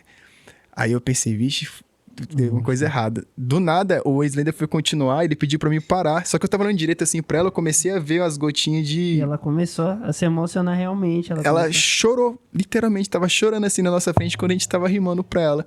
Aí eu pensei que ela não tinha gostado a princípio, né? Só que antes da gente finalizar a apresentação, ela foi, chamou a gente assim, pediu o boné e colocou uma notona cabulosa assim no boné. Tipo de agradecimento mesmo, porque a gente tocou no coração dela naquele momento. O nome dela é Eliane. Que massa. E o cobrador e o motora, como é que eles se comportam nessa hora aí? Então, aí tem disso. Eu acho que só teve uma vez porque assim, eu tenho uma abordagem, né, às vezes, que é uma abordagem bem cômica, essa questão do stand-up também, a gente quer, né, fazer gracinha o tempo todo. E aí, eu entrei com uma abordagem que eu dei um susto, né, em todo mundo. Isso aqui é um assalto. Foi esse susto aí que a gente tomou, Foi você, né? Aí todo mundo ficou assim, já estarrecido. Aí eu comecei a apresentação. Isso não foi um assalto. Não, graças a Deus. E aí, só quem ficou brabo foi o cobrador. O cobrador falou, não, vocês querem apresentar a arte de vocês, tem que fazer diferente, não sei o quê. Mas geralmente o cobrador e o motorista interagem muito. Algumas vezes, né? Até mais comum do que a gente espera. Os cobradores, eles contribuem também com o trabalho, né? Às vezes você tá ali e tal, e você rima pro cobrador, você rima com o motorista, faz um elogio, faz uma brincadeirinha e tal, um trocadilho, e eles contribuem também, e, né, eles se tornam público. Sim. Eu acho que tem essa questão do respeito, assim, também, às vezes, né? Que eu acho que eles também, o cobrador e o motorista, eles conhecem muito da pessoa, muito do ser humano, né? Eles sabem quem tá com problema, quem não tá, e enfim. Teve uma... Não te contei isso. Que eu fui subir no ônibus, aí o motorista pediu pra ele, né, permissão pra perder carona, né? Aí ele, não vai fazer esse negócio de rap aí não, no bagulho, né? Apologia às drogas, coisa. Eu falei, não, é só poesia improvisada, é só... E ele continuou praguejando ainda, dirigindo o ônibus, esse negócio de rap fazendo apologia às drogas aí. Aí a primeira rima que eu fiz foi pra ele no ônibus. Salve motorista, sigo na pista sem caô. Vou mandar um salve pro motorista, passageiro e pro cobrador. Não tem apologia à droga, sigo na esperteza. Eu não tô fazendo apologia às drogas. E você aí fazendo apologia à beleza? Aí ele se derreteu. Tá certo, tá certo. E além desse rolê que vocês têm do freestyle e tudo mais, vocês têm algum material gravado, assim... Eu sei que o Da End tá pra lançar alguma coisa, não é isso, Da End? Já lancei. Já lançou? Uhum. Fala um pouco disso aí, como é que as pessoas podem, né, ter acesso a... Tem né? um álbum com 12 faixas e mais uma bônus chamado Da End Mania, disponível no Spotify. Ele é meio que continuação do EP anterior, chamado Linha F220, Próxima Parada Delírio. E é meio que... São faixas interconectadas. Tem um conceito novo, né? Que eu, tentei trazer pras letras, que é estabelecer o próprio universo, né? E nesse mesmo universo, há portais, pra minha psique, pras memórias. E as faixas, elas estão acontecendo de uma forma que eu vejo a evolução das coisas, saca? A última faixa de Linha F220 se chama O Salto. E a primeira faixa de Da End Mania, Dia de Futuro Passado, se chama Queda Livre, que é literalmente uma queda na psique. E a última faixa do álbum, a 12, né, chama All Star Alado. Então, é meio que, uma história não linear de vários eventos que aconteceram na minha vida durante esse período e que se conectam em universos diferentes. Isso tudo tá disponível no Spotify. E no YouTube, Deezer e todas as plataformas digitais. Procura @... no caso, vai ser Da End Mania, Da Dia End de Futuro Mania. Passado. Pô, legal. E vocês, Lender, tem alguma coisa assim? Eu vi que você tem soltou uma vez aí, você, a Com Noite. Isso, mas esse projeto ainda tá guardado, né? A gente tá em produção. A gente não tem a música solta ainda. E eu, como Slender, né? O Rodrigo, ele já tem alguns trabalhos musicais na pista. Mas o Slender, ele ainda não tem, ainda tá em estúdio. Mas tem uma prévia do projeto, né? Do que é um dos projetos que eu tenho, que é o da OKL Mob. A gente tem um PC novo, que é um estilo de som mais agressivo. Mas esse ano, né? Pra quem quiser acompanhar, é só ir acompanhando aí no Instagram. Ficar atento, que esse ano vai sair um álbum que já tem 4 anos que eu tô trabalhando nele, né? Que é o Homogeneia Poética. Que tudo pode ser poesia, tudo é poesia, então a gente não tem por que se rotular em um gênero musical ou um estilo de música. E eu trabalho muito isso, né, na minha produção. Por já ter vivido, né, várias vertentes musicais, eu penso muito nisso de não ser rotulado. O arraste não é rotulável. Então, Homogeneia Poética, esse ano, sem falta, vai estar aí na pista. Porra, que massa. Aqui pra gente já ir pro final, né, que a gente vai ter o freestyle, lógico, de vocês, né? Umas perguntas aqui, coisa rápida, assim, né? Como diria a Marília Gabriela. Já tá acabando.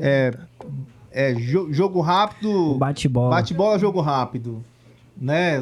Só pra gente, né? Em frente com o Gabi. Em frente com o Gabi. Exatamente. É o Pedro Rocha. É o Paulo. Paulo Rocha. Paulo Rocha. Paulo Rocha apareceu aí, velho. É assim, rápido. Tá? Um pra cada ou vai ser tudo? Eu vou aqui um e já o outro. A mesma pergunta? Mesma pergunta. Da End Slender, um hobby. Cuidar do gato. Escrever. Melhor livro. K. Johann Pamuk. O Alquimista, Paulo Coelho. Melhor música. A Banca, Charlie Brown Jr., RZO e Sabotagem. Crave Canela, Milton Nascimento. Seu artista favorito. Sabotagem. Gilberto Gil. Qual o seu estilo de beat favorito? Boom Bap. Boom Bap. E aquele que você não gosta? Não tem. Ou que não fizeram ainda. Coisa boa. Não, cara, que legal, assim, antes da gente ir pro nosso freestyle, né, eu queria abrir esse espaço agora para vocês, né, falarem alguma coisa que a gente não abordou aqui nessa conversa. Cara, muito obrigado. A gente não falou sobre a privatização das praias, né? Cara, isso aí não, eu tenho umas perguntas aqui que eu falei, pô, não, essas questões, vamos, né? Pois eu Mas, tenho que conferir assim, que se a Luana Piovani tá me seguindo de novo. Eu acho que ela parou de te seguir, Eu te acho deu que um follow é verdade. esses dias. Que eu acho pena. que ela não gostou de alguma dessas piadinhas que Deve ser porque eu ia postar a música do que Oruan, o mas tá Paulo tudo bem. Rocha falou. Então, cara, Daend, você começa aí, cara. Muito obrigado, vocês dois. Como eu falei no começo, vocês são figuras assim que me chamaram muita atenção pelo que vocês produzem e pela coerência que vocês tratam assim esse rolê. Eu acho que qualquer pessoa que se propõe a se expor ou, né, participar de um movimento que eu chamo até de contracultural, assim, que são as batalhas, eu acho que tem que manter um nível de integridade, que eu acho que é isso que eu percebo em vocês, assim, sempre que a gente conversou, que eu abordei vocês, porque, cara, quando eu tô assistindo uma batalha, vocês são os astros ali, e, pô, vocês sempre tiveram muita humildade de, né, conversar, trocar uma ideia, eu acho que isso é muito legal, e, cara, muito obrigado aí, eu acho que não tinha melhores pessoas para estarem aqui comigo nesse momento, né, que não vocês. Então, cara, o espaço tá aberto aí para vocês, enquanto eu vou preparando aqui o nosso, né? Gente que agradece, de verdade. Eu te agradeço demais.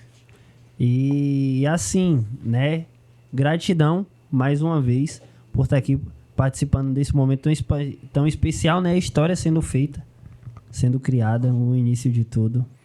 E creio que não tem mais tanta coisa assim para se destacar, né? A não ser a privatização das praias, que eu sou totalmente contra. Tá no artigo 20, artigo 20, inciso 5º. Segundo Birubiru Ribeiro... Não, as praias, né, são, verdade, poder público. Aí, só fala fazendo da a complementação. Claro.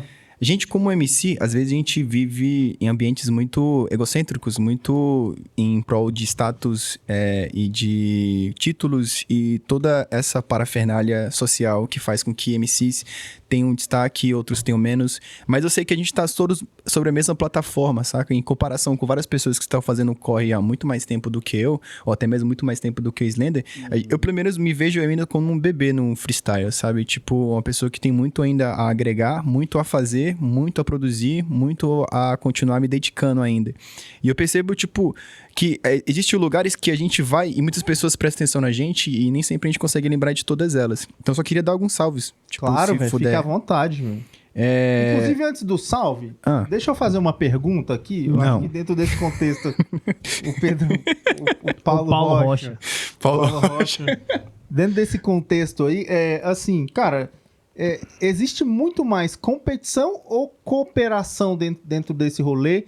E como é que vocês acham, né, dentro do olhar de vocês, como que isso pode ser melhorado, assim? Porque, cara, ninguém faz nada sozinho, né? O movimento não é de uma pessoa ou de um pequeno grupo de pessoas, assim. Como que isso pode ser melhorado, velho? Mas, infelizmente, a tradição da competição dentro da batalha faz a maioria dos MCs pensar que o corre é esse, é sozinho.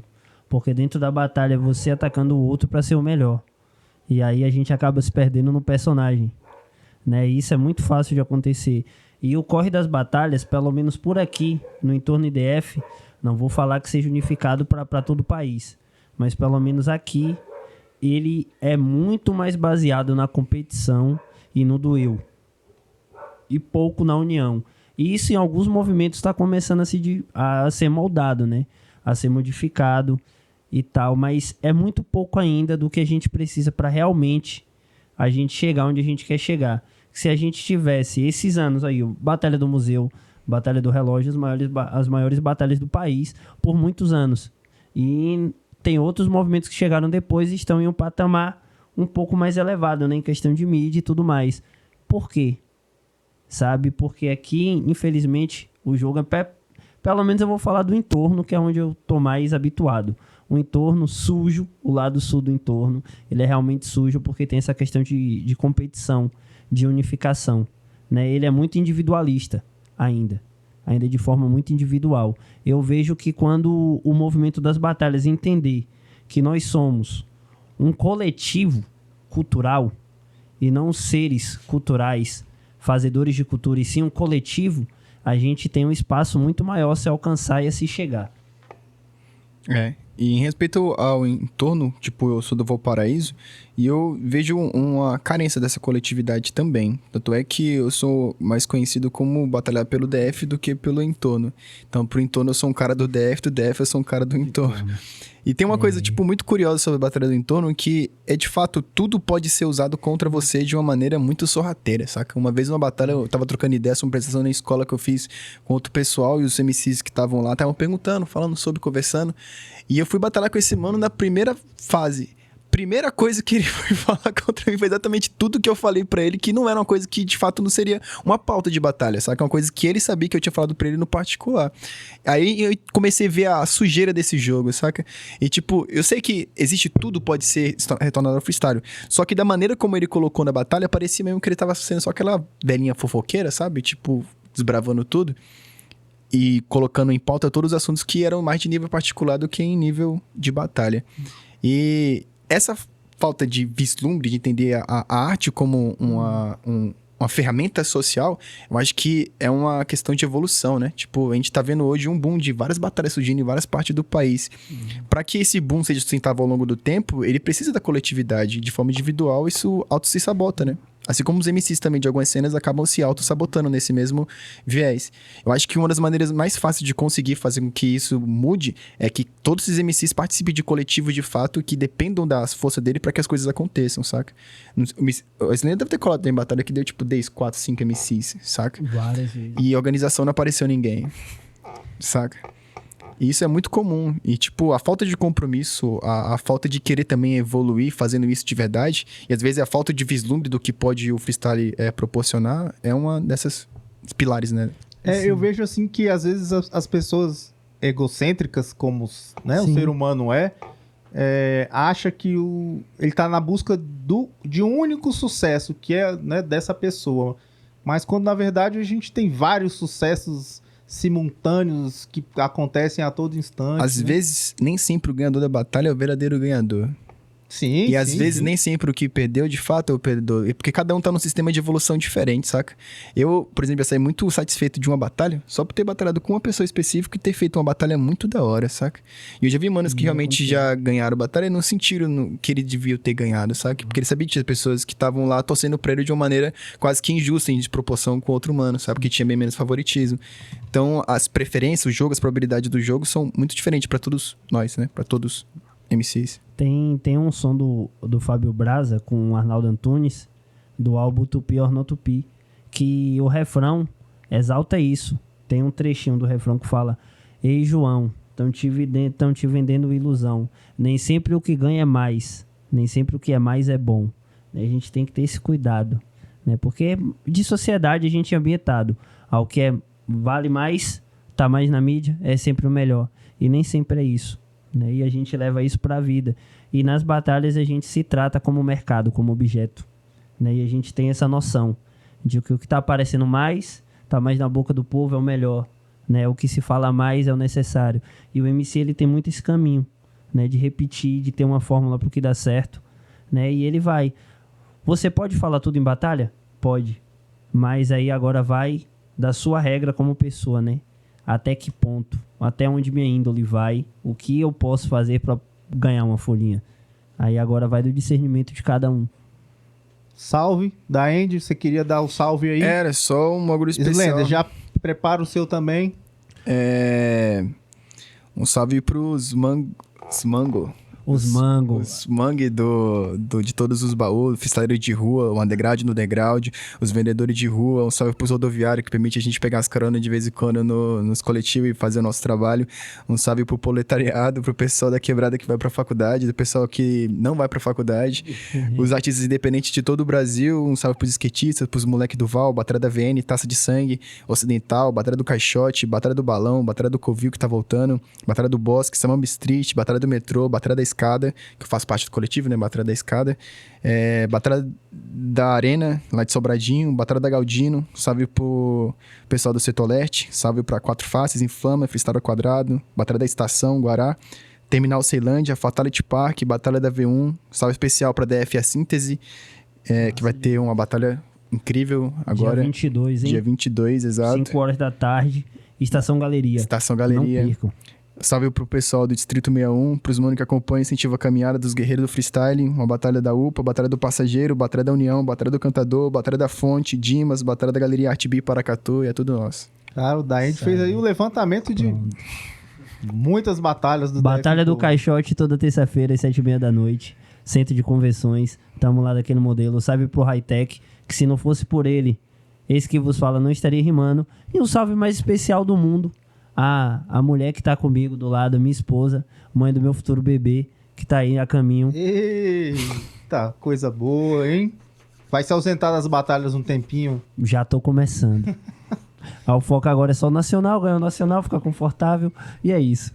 Pessoal, muito obrigado por vocês estarem aqui. Pifou o computador. Foi as batalhas que eu citei, desculpa. Foi. A energia das batalhas aí. Ou tem como ir no Ô, banheiro tá- só antes de fazer freestyle? Não. Não? Não tem Não. como? Não. Oi, fala que tem, que eu tô desde a segunda pergunta ô, do começo meu da querido. entrevista. É o Não, Ronald aqui Ronald, vai- tá vendo? Tá Vai aparecendo. ter o freestyle que vai mais rápido, né? Pô, Ronald Rocha. E tava gravando, tá? Não pifou o computador, não. Vamos lá, perfeito. tá de Então boa. vamos soltar aqui agora 8 minutos de beat, né? Ou, é que o freestyle que eu tava fazendo, ele é diferente do... É num beat diferente, mas dá pra fazer os dois. Não, Se- eu quero que vocês façam um freestyle vocês dois Ah, é. aí. Vamos naquele beat boom bap, uai. Naquele Não, beat ele que já a gente tem lá, já. colocou, que a Ajeita. gente colocou aqui. É que eu ia mostrar um que E eu tinha depois, escrevido especial. depois a gente vai fazer Aí, um ó. especial da End enquanto o Slender vai ao banheiro. Agita. Então vamos botar aqui, cara. Obrigado, velho. Vocês Gratidão demais. Nota Muito obrigado. 10, velho. Valeu mesmo. Desculpa aí qualquer coisa, desculpa a Nada. correria. E, por favor, vamos botar aqui. Tu também tá seguro. Desde o E aí, rapaziada, do Em Frente. Vamos seguindo em frente. Eu ia pedir pra aumentar Quem um começa? pouco, por gentileza. Dá pra aumentar mais a caixinha? Dá pra aumentar mais? Check. Check, 2 1 2. E eu não sei quem vai começar. E eu já também não sei o que devo falar. Só agradecer, uma coisa pra constar. Botaram meu coração e ele vai ter que falar. Às vezes eu sou um pouco consciência. Sou discernimento, sou caos e também sou paciência. Onde me chamaram de burro, eu pude saber que o louco é o sábio que detém a inteligência. Aquele que beija a loucura ao manhã, que beija sua mulher ao sair de casa. Aquele que bota fogo na batalha com um copo de água, bota na sua mente poesia em brasa. Pois em brasa, verso aqui pra casa, que eu tô mandando um salve pra NASA. Sabe quando eu rimo é tipo imaginação, nação. Quando eu uso a ação, mano, eu crio asa. Sabe que o verso vai andando, por isso eu vou fazendo verso usando sempre a minha consciência. Tem um mano que fez uma piada, não queria rir. Sabe o que eu fiz? Eu ri com sapiência. Com displicência, fui um juiz viral nessa jurisprudência. Pelos versos que componho, eu fui seguir em frente ao mundo, em frente ao seu sonho, em frente seu pesadelo quando ele acorda. Pois cê sabe que um sonhador ele incomoda. E ser freestyleiro, fazer de coração, como pode querer ganhar o mundo rimando dentro de um busão? Dentro de um busão, no coração, fazendo tudo isso com plena visão. Cê sabe que o rap é ação. Quando eu vou rimando é tipo Eng com a potência de um bisão. Fazendo rap com lucidação, sem parecer rap que é locução. Tô fazendo rap na ação, pra lembrar que tudo que a gente faz é os loucos são. Eu falo e você vai completar. Tudo que eu faço, mano, cê vai triplicar. O que eu faria sem o ar? Tudo que a gente faz é pra respirar. É pra respirar e eu tô respirando rima. Por isso agora sempre elevo o mesmo clima. Com o mesmo clima elevo minha autoestima. Tudo que a gente faz é o poder da rima. É o poder da rima, disciplina se detém. Tudo que a gente faz, mano, vai além. E eu vou te perguntar, o Daend é quem? Eu vou falar, talvez uma versão nova do Slenderman. É tudo isso, é o pesadelo, é consciência. Um salve pro Ronald, um salve pro Franco e a mina do crochê mostrando sua sapiência. Só sapiência pra fazer na ação. Agora a gente vai fazer a finalização. Tudo que a gente fez aqui foi de improvisação. E quem apoia a arte bate na palma da mão. Nunca fizemos isso. Valeu, pessoal. Obrigado, velho. É nóis. Sensacional. Demais. Pode ir ao banheiro. Ô, a gente tinha que falar uma coisa polêmica pra dar um corte da hora, né? Não. Deus me livre. Aí a gente...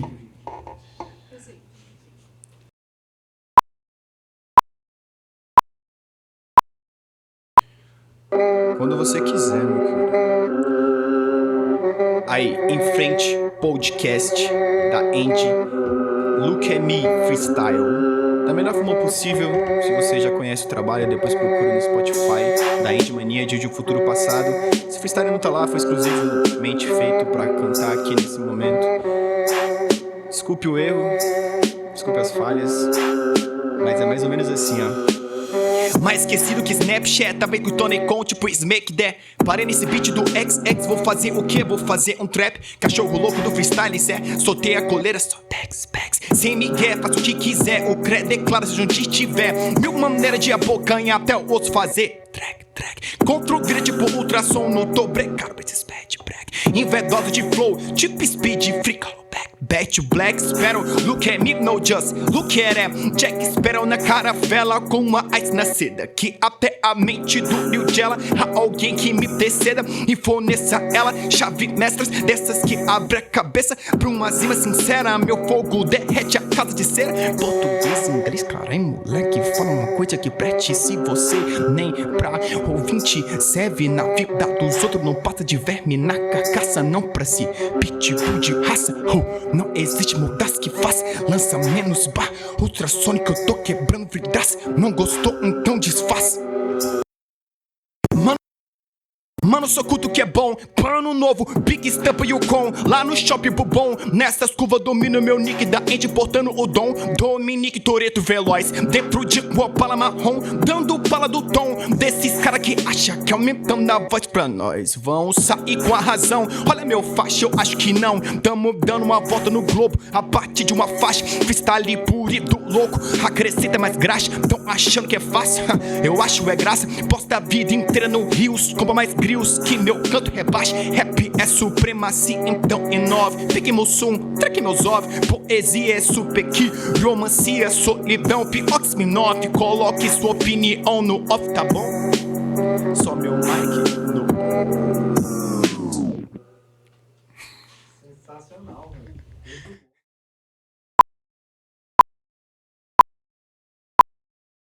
Essa poesia se chama Hino Racional.